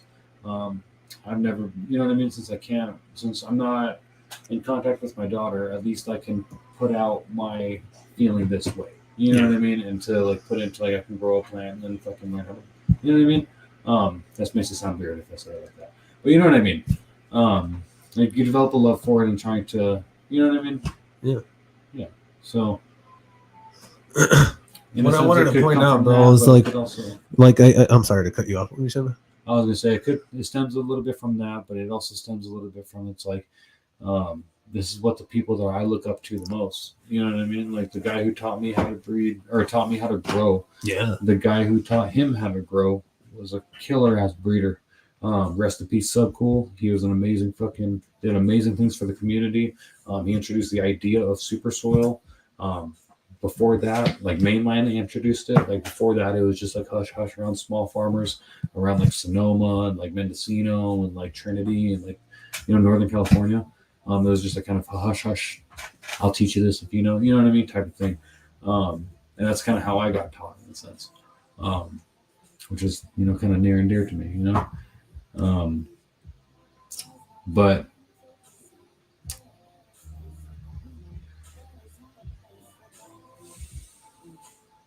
yeah. Yeah, bro. Yeah. So it's kind of near and dear to me on that one. I don't know what else to say. I'm losing train of thought. Well, what I was saying, bro, with the spirit, do you feel like certain plants have a certain energy with the psychedelics? Like, let's say you were taking a mushroom. Mm-hmm. Some people call like peyote or San Pedro. They have identities of a name like an abuelita or the grandfather. Yeah. Because they have some type of way to carry your spirit. So to say like peyote I've never done, but I've done the San Pedro. It's all mental more than anything. It wasn't like a visual thing. It was more like if he was guiding me and telling me like when your grandfather tells you a story, you just feel like that heartwarming sensation. Yes. That's what I felt. Okay. It wasn't like visual. It wasn't anything trippy. It was like just like a realization. Or maybe there's just not enough mescaline in San Pedro. Because I feel like there's more mescaline inside of peyote. Exactly. Exactly. I've done peyote once, but it wasn't like with a shaman or like the way you're supposed to do it. You just did it. Yeah, I just kind of ate it. You know what I mean? I got with a couple buddies and we just fucking got a pack of it. You know what I mean? And we ate a couple buttons each, and it was I ate like 7 buttons each actually, and I threw up after like an hour, and then I started tripping balls. And I thought my head grew like 7 sizes, and I was freaking out because I couldn't get through a doorway. That's a nice lesson. Hey, man, that's the medicine bouncing back at you and saying, "I'm not to be fucked with. Stop fucking with me. I'm to be respected." you fucking big-headed motherfucker. Yeah, you stupid motherfucker. Yeah, I'm to be respected. How dare you? You know what I mean? Like, I've had the same thing happen with mushrooms, dude. To where I was like, "Oh, like I'll just take this to party a little bit." You know what I mean? I'm just gonna get good in the feeling. And then what I think I'm taking as a microdose is not a microdose. And then like people's like faces are just like shifting and turning, and I'm just like, I gotta be professional. Shit. You know what I mean? Like, oh, what do I say? You know what I mean? I know they're talking to me about something, but I don't even know. You know what I mean? I'm not talking what's going on in here. I don't even know what's going on. Like fuck. Yeah, it does help. Yeah, it does. But I do feel a spiritual connection with the plant. When it comes to like mushrooms and stuff, I've only grown mushrooms twice. I say twice because I got like two flushes out of the one time growing it. And they were great. I still do mushrooms on a pretty constant basis. I don't really like. There was a long period where I did microdosing on a daily basis. It was nice. It was great. It made, you know what I mean? I feel like it expanded a lot of my thinking. But at the same time, I wasn't getting as much done as I feel like I have been when I save it for like a macro dose. And I save like because with macro dosing, it's all about setting. Anything about psychedelics is all about setting. Yeah. So like I normally have like a ritual to where I clean my house, like top to bottom, like deep clean my house normally. Have like a whole bunch of like Chinese food in the fridge, because that way I can just like throw it on the plate and reheat it. You know what I mean? I'll roll like 20 plus joints. That way I don't have to try to sit there and roll joints, You're prepped. Well, normally not even that. I'll take out like electronics wise. I'll like unplug almost like besides like the growing stuff. Like all my TVs and all this. You know what I mean? Like my DVD players and like my Roku, whatever the fuck. I unplug all of it. That way I'm not like I don't want to watch TV because I feel like when I'm tripping, it's very counterproductive. It is. A lot of times, like people are like, "Well, I want to see a trippy movie when I'm on psychedelics," and it's like, dude, that's so stupid. You know what I mean? Like you're visually you're already doing something to change your visuals, and you just want to watch a screen where somebody can already manipulate it with computer graphics. I've done that, and I think it's lame. I've done it too, and it's lame, man. Like it's like fuck, I'm wasting this trip, and then like I'll get up and I'll go smoke a cigarette, or well, I'll go outside and I'll start hitting my cigarette, and I'm like, oh, this fucking tastes like shit. And then, like, you know, which is weird for me because I'm like a pack a day smoker. But, like, you know what I mean? When I'm tripping on mushrooms, I don't want to smoke cigarettes. It's nice. But I'll be like, this tastes like shit. So I'll put it out, and then I'll be like, well, I have my keys. Let me lock the house. I feel like walking the Circle K. You know what I mean? Like, well, I don't know. They might have something tasty there. Yeah. You know what I mean? They might have a nice drink or something. I don't know. You know? Fuck, man. Like, I was gonna say they might have a nice thirst buster, but don't call them thirst busters anymore. That's about thirst busters. You know what I mean? But like, they might have something I want there. Like, fuck yeah, why not? You know what I mean? It's fun. It's better. It's you know, and it's better than walking. It's better than sitting and watching a movie or just sitting in like. Well, there's sometimes better when it's like you can just sit in a room and you're just tripping balls and you just lay down and fucking have the best time of your life. You know. I've done that where I've sat down, like let's say I've sat down and I've gone to the restroom and I feel like I've gone forward, and this is on LSD. Like I've gone forward in time and then somehow I reverse time backwards. And like I'm feeling like I'm moving in time, like no nauseous of what's going on. And it's barely like 15 minutes in my head and it's like shit, it's already my time.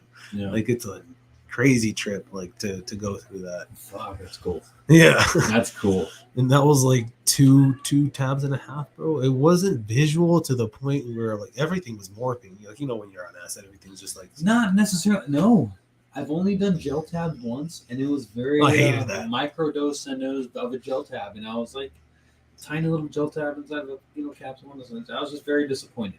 I was disappointed too. I was just pissed off. I was looking out the window and just paranoid. That was the only experience I had with that. I don't know if it was really LSD, so I'll just say acid, but it could have been like LSA or something. I don't know, possibly. You know, I don't know. I didn't make it, so you know, I don't know. But like that's the only experience I had with that. But like I've done like mushrooms. I've eaten peyote. I've taken mescaline as a pill form. That was fucking gnarly. Really? That's crazy. So then you know the actual trip because that must have been. Mescaline as a pill form was way more intense than the fucking peyote was. Like everything was fogged, and I could fucking like fogged from the floor up, and I could see like this fucking eyeball, and like that turned around, and like the fucking eyeball blinked at me, and I was like looking in the pupil of it, and, like the black part, and like teeth kind of like came out, and like it opened in the tongue, and I was like, oh fuck, man. You know, like, mind you, this is all like, you know what I mean? When you're tripping, and it's like I don't know, it's really in my head. You know what I mean? So, it's a projection of what's going on in your conscious. Yeah, exactly. You know, because the subconscious like, mind. As we put bricks in fronts, we always, you know, have three faces: the one we show ourselves, the one we show our families, and the one we show our friends. But if you remove all those shits, that's what it looks like, bro. Like what the fuck, man? So that was cool. That was really cool. I think like taking that experience to like a level where you're just like relaxed in a state of total just silence, just looking down on yourself. Like that's where all the fucking power just comes in. It's not like something you can hold. It's just to me, it's like I start crying. I feel like I purge a lot. Like I either use the restroom a lot, like when I'm on psychedelic, and then after that, pee a lot. Yeah, it's crazy. And then after that, I'm peeing actually not much for me, but it's just like excrement and throwing up, and it's just like every hole is just coming out. I'm sorry. For what, bro?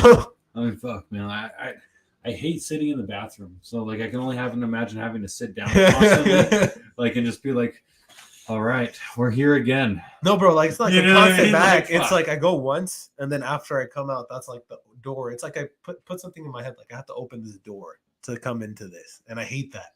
I feel like I'm trying to break that pattern. But whenever I get into that state, it's like when I open the door after I purge, it's like this happy spot or whatever.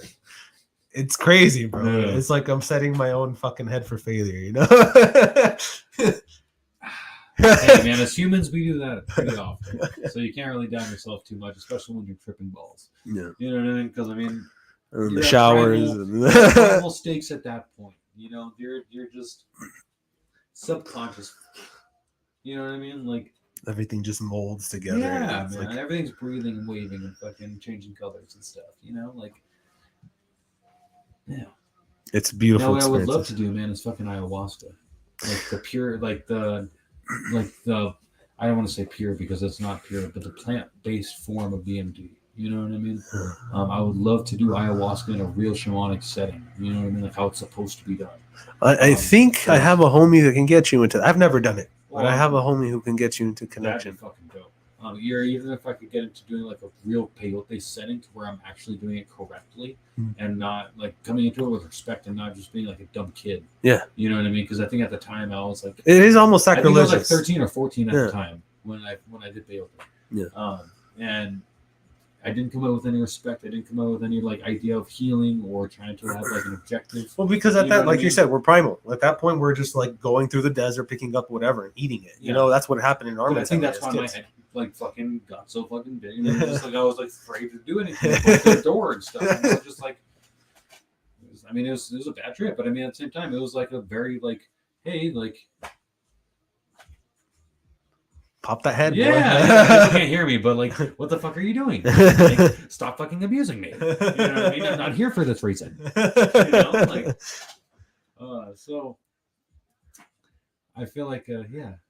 As long as it comes into, as you're doing it for the right reason and with respect, and if I can get it in a real shamanic setting to where it's like real for, you know what I mean, like it's done with respect and done properly. Exactly, because You know? look, like with Santeria is like something that's overplayed so much, where there's certain processes of initiation, meaning that you have to have certain things on your head in order to practice it, or in order to go on with it's la lavado de cabeza, or they bring corona down to you. Everything is taught by eye. So if my madrina taught me how to feed my elegua, how to give them food or whatever, then I would do exactly what she did, because that's the respect of the elder. Yes. But if you don't have that respect, then you break that bond in your spirituality or your connection with the source, what most people call the source. I can agree with that 100%. Yeah. Like it's Because when you try to change something up in your pattern that you already know works, and it starts not working, it's like, well, fuck, why'd you change it? exactly. Yeah. Exactly. You already had something that If worked it doesn't, if it's not broken, don't fix it. Yeah. It doesn't mean that there's no space for evolution. But at the same time, you got to stick to what your elders taught you, because somehow they got to where they're at because of what they went through. Yeah. So it's they didn't teach you bullshit, and it didn't work just out of like magic. Exactly. You know, I mean, well, maybe it did. I mean, magic and science, I feel like are one and the same. No. But you know what I mean. But like, So you're getting at me there. You're trying to stroke me, but you said magic and science are what the same. I don't believe that. No? I don't believe that. you don't think that people back in the day were using? Well, because like the terminology of science is played off in a different way. A science person, or a person who practices science, or the master of science, believes not in magica or the perspective of further seeing of the eye. Okay. And I explained this the other day on one of the podcasts of the double split theory. Are you familiar with that? No. So they believe, or they made this project where they put a dead cat inside of a box. It wasn't dead. It was no cat. But they told the guy that there was a dead cat inside the box. So his perspective had already drawn out, right? So when he went to go open the box, there was going to be a cat that was dead, because that was already drawn out in his head. Regardless of what his picture was, his image was always going to project that, because of what had happened, meaning that there's Because he was duality. already told that there was going to be a dead cat in the box. Yeah, 50-50 chance, right? Now, how they figured that this was reality, not meaning that there's actually a dead cat in the box, right? That it's But there's still a there, 50-50 chance that it's dead. and it's there. Yeah. Right? So what they did is that they made a cut square plate, and they drew a microscopic light through the plate, and they put somebody in front of the light while it was shooting out of the beam. So the person was the perspective. When the person was looking, the beams went straight. But when they removed the person and they measured it by where the beams were going, and go to say that it was being measured the same way at the same time. Okay. So when the beams were shot out, when the person was not looking, they were interacting in million types of ways. They were no longer straight. There was endless possibilities. Because it's just reflecting on itself. No, because the perspective wasn't there. Because somebody to draw that into his imagination wasn't able to have that perspective. So until your eye sees something, you can't make something of it. Does that make sense? Okay. So if you can't see, you can't believe it? No, that's not the sense. There's endless possibilities, right? So when you believe that there's endless possibilities, Okay. then that beam becomes straight, or does it become scattered, right? So what the theory proved is that there's a 50-50 chance of what you put in your head for it to be reality. It's your choice to create it, right? Okay. So that's how I believe in science. Like, science has measures, and people believe in certain things, but they don't believe in the term of magic, the term of not believing in something that's not there until it's already there. I think I personally, I feel like a lot of the time when people are referring to, like, when they say magic, they're referring to a science that they can't explain. Exactly. I feel like if you or I saw, or if I was able to, like, use my hand and start levitating the snake that's on your table, you'd be like, holy fuck, dude, this dude, like, knows magic or some shit. It's a sadhana, bro. Telekinetic. You know what I mean? And little do you know, I'm just using, like, telekinesis, but it's a certain, like, ion that I can utilize my brain that's, like, surging down to my fingertips and reacting with a certain type of, like, metal paint or the iron that's in the metal paint on here that's only lifting that or something. You know what I mean? It's a science to it as well, or maybe I have a contraption underneath my wrist or underneath my jacket that can manipulate that. You know what I mean? And just doing that, but I'm making it look like it's like it's levitating. Yeah, Yes. or like I'm doing it personally. But that's not having what most people consider religious faith. So that's the elimination of faith. And when you have faith, you can create. Yes, to a certain degree, man. To a certain degree, right? To a certain degree. But if you don't put in that skill work, if you don't put in that like practice, you have to have faith in whatever you're doing for sure. Like your craft and your love for sure. You have to have faith in what you're doing. You have to be like, regardless of if it's not as nice as I want it to be now, it can be. It will be. It will be if I keep going at it. Exactly. You know what I mean? I think they said that Edison, when he created the light bulb or some shit like that he had found there's like 101 ways not to create a light bulb or some shit. You know what I mean? And then one way to create it. One way that worked to create a light bulb. Like, that's the same theory, right? Yeah, yeah. Like, you just got to figure it out. Yeah, it's gonna take. There's a set. You can't make an omelet without cracking eggs. Exactly. You know what I mean? Exactly. And it's like the same thing in like the breeding, like with having animals and having plants. Like, you have to draw your respect, draw who you are, and actually reconcile your thought. Like, if this is legit what my heart wants, and I'm doing this for the right reasons. And then once you're set on that, it's like everything just unfolds and endless possibilities. And that's what I'm saying with that theory. Like, it's until you lose focus, until you forget about looking with your eyes and feeling with the heart, and then that shit just shifts focus. Yeah. Okay, I see what you mean. So it's like having faith in yourself. You have faith in yourself, and that's what science can't prove. The disbelief of not believing in something that isn't there, but you're and you can't you don't think that science could be proven in faith in oneself? I'm not saying that it can't be proven. Because I feel like that could be proven in confidence, no? And like persistence. Yeah. Right? Because like faith is normally like persisting and like having confidence in something without being able to see it.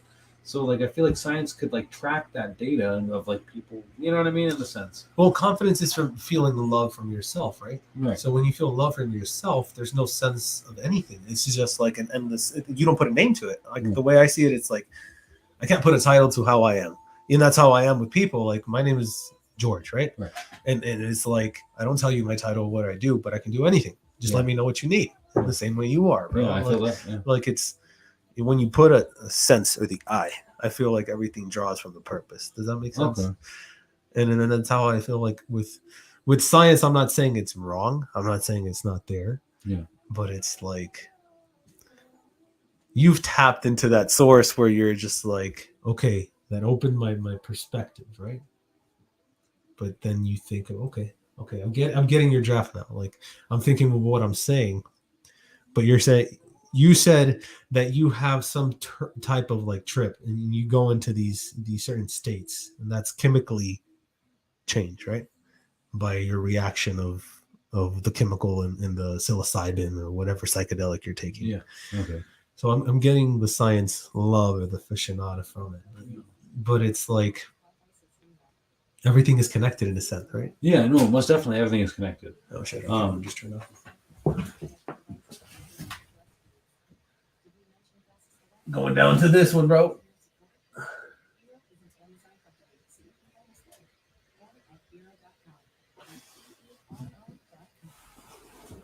Well, maybe we should have. Maybe we've been talking for it long enough. Then maybe people are tired of listening to about this stuff anyway. You're good, bro. Yeah. So, what were we talking about? About science and faith. Yeah. So I feel like science and faith. Yeah, they can. I feel like science and magic are one and the same. I feel like faith is definitely like more like a blind. You're believing in it without seeing it, right? But I think that you need to be successful in science. You need to have faith. Mm-hmm. Faith may not always agree with science, Mm-hmm. especially when it comes to like religious practices. But that doesn't mean that they can't serve each other in the same sense. You know? Well, like what I draw with practice, like what you said, because it's been written in a certain way, our brain reacts. It's kind of like red, right? Or the color blue. Okay. It reacts to our brain in a certain way, and that's a marketing technique as well. Uh-huh. Like if you put out like red catches your eye. It catches your eye. So the same way that the technique, meaning it's spiritual, whether if it's you take something to the Virgin Mary or you give flowers to your mother, regardless the purpose, the technique guides your head in a certain way. Yeah, definitely. So like the whole way of you seeing the perspective of a color, it's the same way of like the technique of you doing this religion or this practice or this faith.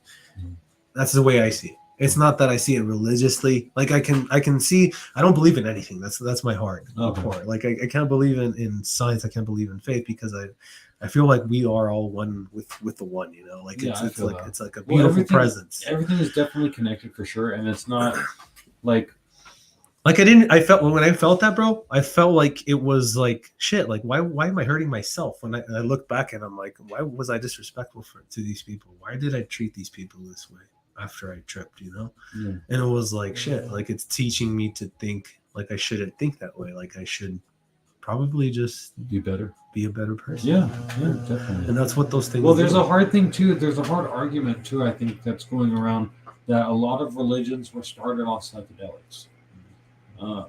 And that like psychedelics have been helpful for people to kind of get this idea of, hey man, we're all kind of like connected and we're all one and you shouldn't be fucking a dirtbag to other people. You know what I mean? Yeah. At least from like a lot of podcasts I've been listening to on recently. But yeah. So I feel like I said, faith and science, or faith and religion too, even. Is that what you mean by like faith as a religion, or no? Faith is like you believe in something. Okay, cool. Okay. They definitely need each other, man. You know, bounce off of each other, and that's the only way you can really get successful. You know what I mean? Is utilizing both. In different aspects at different times. And I guess I do utilize them, you know, it's just I might put it in a different sense. Like we all have our different perspectives. Oh. Yeah, but like I feel like certain things are just drawn out at a certain time, you know, and it just makes sense. Mm-hmm. Like it's not like something that I take from and I say I have to go to church every Sunday and do this shit and venerate my grandmother and go do this and be bad to my wife or whatever, you know? That to me is just hypocrisy. And I try to be more transparent as I can to show, you know, what it is to be real, how I'm feeling, how I'm expressing. And if I can show that, regardless if it's going to hurt someone's feelings, because I feel like it's like... You have to be 100%, bro. Yeah. Yeah.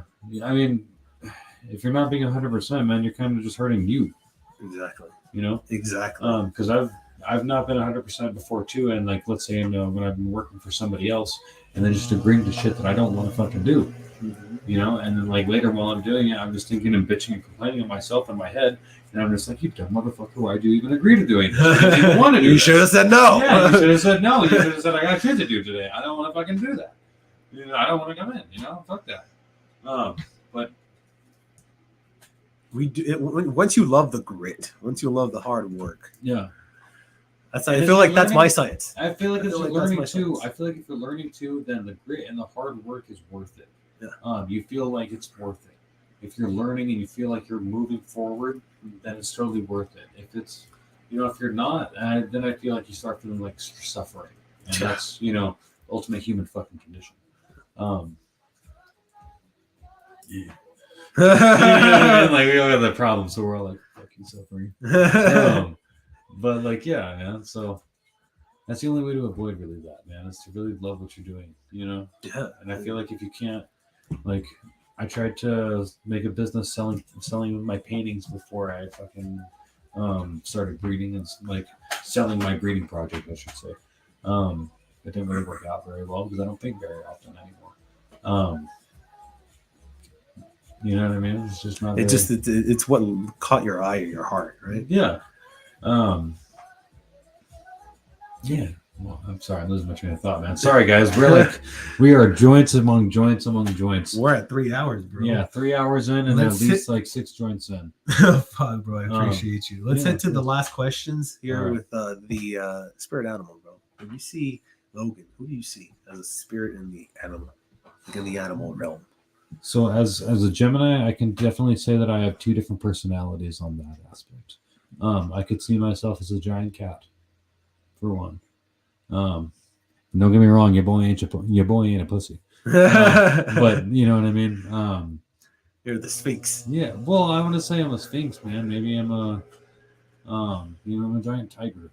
Maybe I'm a Black jaguar. Yeah, jaguar. Maybe I'm a fucking a mountain lion. You know what I mean? Maybe I'm a fucking whatever. You know, I could see myself as being a big cat. You're a big cat. Yeah, because I vibe with cats, man. And like, yeah. When I tripped really hard, and I was talking earlier about that mushroom trip on truffles with my ex's cat, and then his face turned into Nicolas Cage. He had mentioned that I am a cat, and that me and him are one and the same. And that, you know what I mean? He's been a human before, and then I've been a cat before, and you know what I mean? And yeah, so it's kind of a reincarnation talkish thing, but like he told me it was like a cycle, and you know what I mean? Like he was, you know what I mean, on his like, you know, he was on his way cycle, and the next cycle over, he was going to be a human again. You know, I may not be as lucky. So I was like, fuck, what does that mean that the next one is? But I could see myself as being a big cat. I don't know, man. I could also see myself as being, no, I could say a cat probably more than any of the others. Yeah, probably a big cat. Yeah. Why? Because besides Nicolas Cage, so Nicolas Cage thing with my ex, yeah. I'm very independent, man. I do everything on my own. You know, from the growing or like I grow, I breed, I do all my other stuff. It's all me doing everything. You know, I've always been more of like a one-man wolf pack type of feeling to them. To where it's like, I mean, yeah, I have good friends, you know, people I care about dearly, you know, I'm sure that they care about me dearly too, but like, I'm not with them constantly, you know what I mean? I'm more around myself and doing my own thing than I am, you know what I mean? But yeah. Well, because you focus on the true purpose. Yeah, well, I just focus, I guess maybe it's selfish. I don't know, could be. Once you learn I'm open to all yourself, possibilities. Yeah, I'm open to all possibilities. So I could totally be selfish, and I could be a total asshole. Totally open to that too. But yeah, dualistic. Yeah, so probably a big cat. Otherwise, I was gonna say like a penguin or a fucking a rooster. A rooster, a gallo. Or in Tagalog, a manok.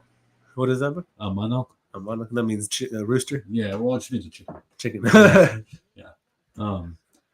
Tagalog is a very gender neutral language. Like when you say like his or her, you just say siya. Yeah. Yeah, SIYA, siya. So it's kind of Almost like Armenian, huh? Yeah. So there's a lot of like Ches, Eja. no Shia. So there's a lot of like Hindu. There's probably some Middle Eastern influence on there too, because people have been trading and migrating for fucking, you know what I mean, since the world began. So like the influence in the Philippines has a big influence of like, let's say, Spanish, native languages, which were like Malay or I don't like to say the word negrito because it sounds bad, but like, you know what I mean? It's a common term for certain tribes in the Philippines too. Oh, okay. They're the Melanesians. Oh, sorry. The Melanesians that were there technically. They were there before my ancestors came to the Philippines from like up through like Borneo and stuff. Mm-hmm. So like, or some of my other ancestors came from like Taiwan. You know what I mean? Like, you know what I mean? Just how like tribes migrate in a sense. But like before my ancestors did that migration, they were there. So there's like admixture of that in my blood more than likely too. You know what I mean? Of course. But where was I going with this? Said something about your area. The language that comes from different areas. Oh, Tagalog, yeah. So there's a little bit of like different like tribal languages and stuff. You know what I mean? The Spanish. There's a hard Hindu and like Western Asian like influence that came like through trading route. You know what I mean? Because a lot of like settlers came and like has had businesses and started wives and you know what I mean, stayed in the islands and stuff, started whole families. You know what I mean? So like their culture as Philippine culture, we've always blended very well. You know what I mean? We took up like, let's say when it comes to like a lot of like quote unquote mythology, which I don't really like the terminology of mythology, but like a lot of like ancestral stories that we have. We have a lot of things that are like Indian influence, some things that are like Chinese influence, because we're very close to China too. You know what I mean? There's a lot of Chinese influence, like in Pangasinan and in Luzon. There's a heavy like Chinese influence. There's a lot of like Muslim influence too, from like the like throughout like the southern Philippines. Well, it's a melting pot. Yeah, it's a huge melting pot, bro. It's so the Philippines is made up of 7,000 islands, and I would say at that point you can like probably fucking double the amount of tribes. You know what I mean? Because like there's gonna be multiple tribes on even a small island. Like on Lake Day, there was the Waray and then like the Cebuanos. You know what I mean? Like, I don't know if they have their own specific like tribal name or anything like that besides Cebuano or going by anything besides Bisaya. Because of Bisaya, we're all just basically related to like the Dayak and Sarawak down in like Borneo and shit. Like, you know what I mean? And then, you know what I mean? Going back down out. And then like from my Lolo, that's Albaeño, he's really, or his ancestors come from like Taiwan and fucking, you know what I mean? Like the whole out of Taiwan theory for Polynesians. It goes through migration from like Taiwan to the Philippines and then through Micronesia to Polynesia. And you know what I mean? So mixture of everything. Yeah, man. I mean, fuck, bro. Like, we're not very different. We're not very different. We're not. And that's what I find in what a so-called religion is religion. Yeah. Well, baby. Do you hear? Yeah. Cutest cat meows. I don't know if you guys can hear her because she doesn't have a mic, but she's probably stuck in the restroom. She's like, "Are you guys done yet, Dad? Fucking Judah." Well, that was one of the final questions, brother. You pretty much answered everything through our conversation. I love that flow. So, like I'm saying, I'm trying to stick away from like the whole asking questions. Now, see, the only thing, if I can get on game about not losing topics on points and stuff, It's okay, bro. Like as long as it's natural and it just like we keep with the momentum, that's all that matters. Well, I just like to make points too, and when I forget my objective, I'm just kind of like, well, fuck, that was I forgot what that was about. Yeah, well, yeah. So, bro, you said you were the cat. That's sick because like I've had people come on and they're saying like, oh, like I resemble a cat or some type of lion or whatnot. I want to say a lion, man. I feel like too many people are like, I'm a lion. I'm a king of the jungle. I'm a like from like Eric Thomas as a motivational speaker. People pull that shit out of line. Like, gotta be a lion. And I'm just like, listen, man. Like, man. I feel like before you get yourself into trouble. I would consider. What do you see right there? Okay, whatever. Okay. I'm not doubting that. I'm not doubting you. It's okay. I'm just That's saying, your personally opinion. Speaking, That's I your couldn't see opinion. myself as a lion. I'm more like a level 9 house cat. Fucking humble a little bit, but You know what I mean? I'm right there. Or like a level 9 like cougar in a sense size. Not like I'm a big cat, but I'm still a little guy, but I'm like a level 9, bro, to where I'm like floating around on jetpacks. Just fuck everybody. Like I'm on side missions, man. Like those are the good thoughts, bro. Like if you can I'm just having fun at this point. You know what I mean? Everything I do is the fun, and the objective is to have fun. That's what I feel like that is, bro. Yeah. Like the more you have fun with what you're doing, regardless of the smallest thing you're doing, it's like shit. I feel happy. Like you gotta enjoy it. This is happiness. Yeah, like you don't realize it until it's like, boom. Yeah, until you can't do it. Yeah, I even feel that way when I go to Vegas sometimes, and I'm gone for like 3 days, and I'm just like, I miss my fucking plants, man. Like the fuck am I gonna do with the other fucking day? Like, I can just get drunk and fucking gamble, I guess. I guess I'll go see the fucking Jabberwockies. Do you go for the conventions out there? Oh no, I mainly have a lot of family out there. Oh, okay. Oh, I lived out in Vegas for a couple of weeks. I did a couple of training sessions with a good mentor, Jesse Onla out there. Great guy. Cool. I'm not an insurance or licensed agent, but I would hustle doing that. I was kind of his trainee. But what we would do is more like recruit, like I'd go into stores and run up places and just ask them for their number and then call them back later if they wanted to buy insurance. You're an insurance salesman? I used to be. Oh, you were like the devil, man. Yeah, I used to be. That's terrible. That's okay. Redemption is possible for all of us, my friend. You went to prison. Hey, I became an insurance agent. Yeah, look, man. Hey, redemption is possible for all of us. No, bro, they're not bad. You need life insurance. When I mean that, it's like you don't want sugar daddy paying for mama. Like you want her to be taken care of. You want kids to go to college. It's worth it when you're looking at it on the long run, And there's living benefits, bro. Like where you come into certain things and you're like, shit, I broke my leg or I can't work. You can draw money from that policy to pay for your medical bill. Man, I'd abuse the shit out of that. Yeah, you can, and that's what we tell our customers: abuse the shit out of it. Bro. No, that's not a good thing. It is a good thing because these insurance companies are taking so much from you, bro. Like you have no clue. Oh, I know. The idea of insurance is totally like the entire idea of insurance is like a legal mafia scam in a sense. To where it's like unholdable value. No. It's like, it's like listen, you need for protection from the gangs. What gangs? These gangs. You know what I mean? Like. The fuck? Okay, I guess I do, man. Like shit. I want to. Yeah. Don't get me wrong. Like, I did kind of get into a little sentiment before we even got here, man. That's why we kind of had to start the podcast a little late. We didn't even disclose that. Yeah, cool, good thing. But like, fuck, like, I never get into fucking accidents, man. And it's probably just because we had snow fucking today. You know what I mean? You were excited to come over here. I was very excited to get here, and I was already running late. So I needed to get here. By and bumping. I made it. So. It was just a bump, bro. Yeah. And she's cool. So, okay. Bro, it was a pleasure having you over, man. Yeah, This thank is you for having Hooligan me. Farming Supplies.com, right? Yeah, hooliganfarmingsupplies.com.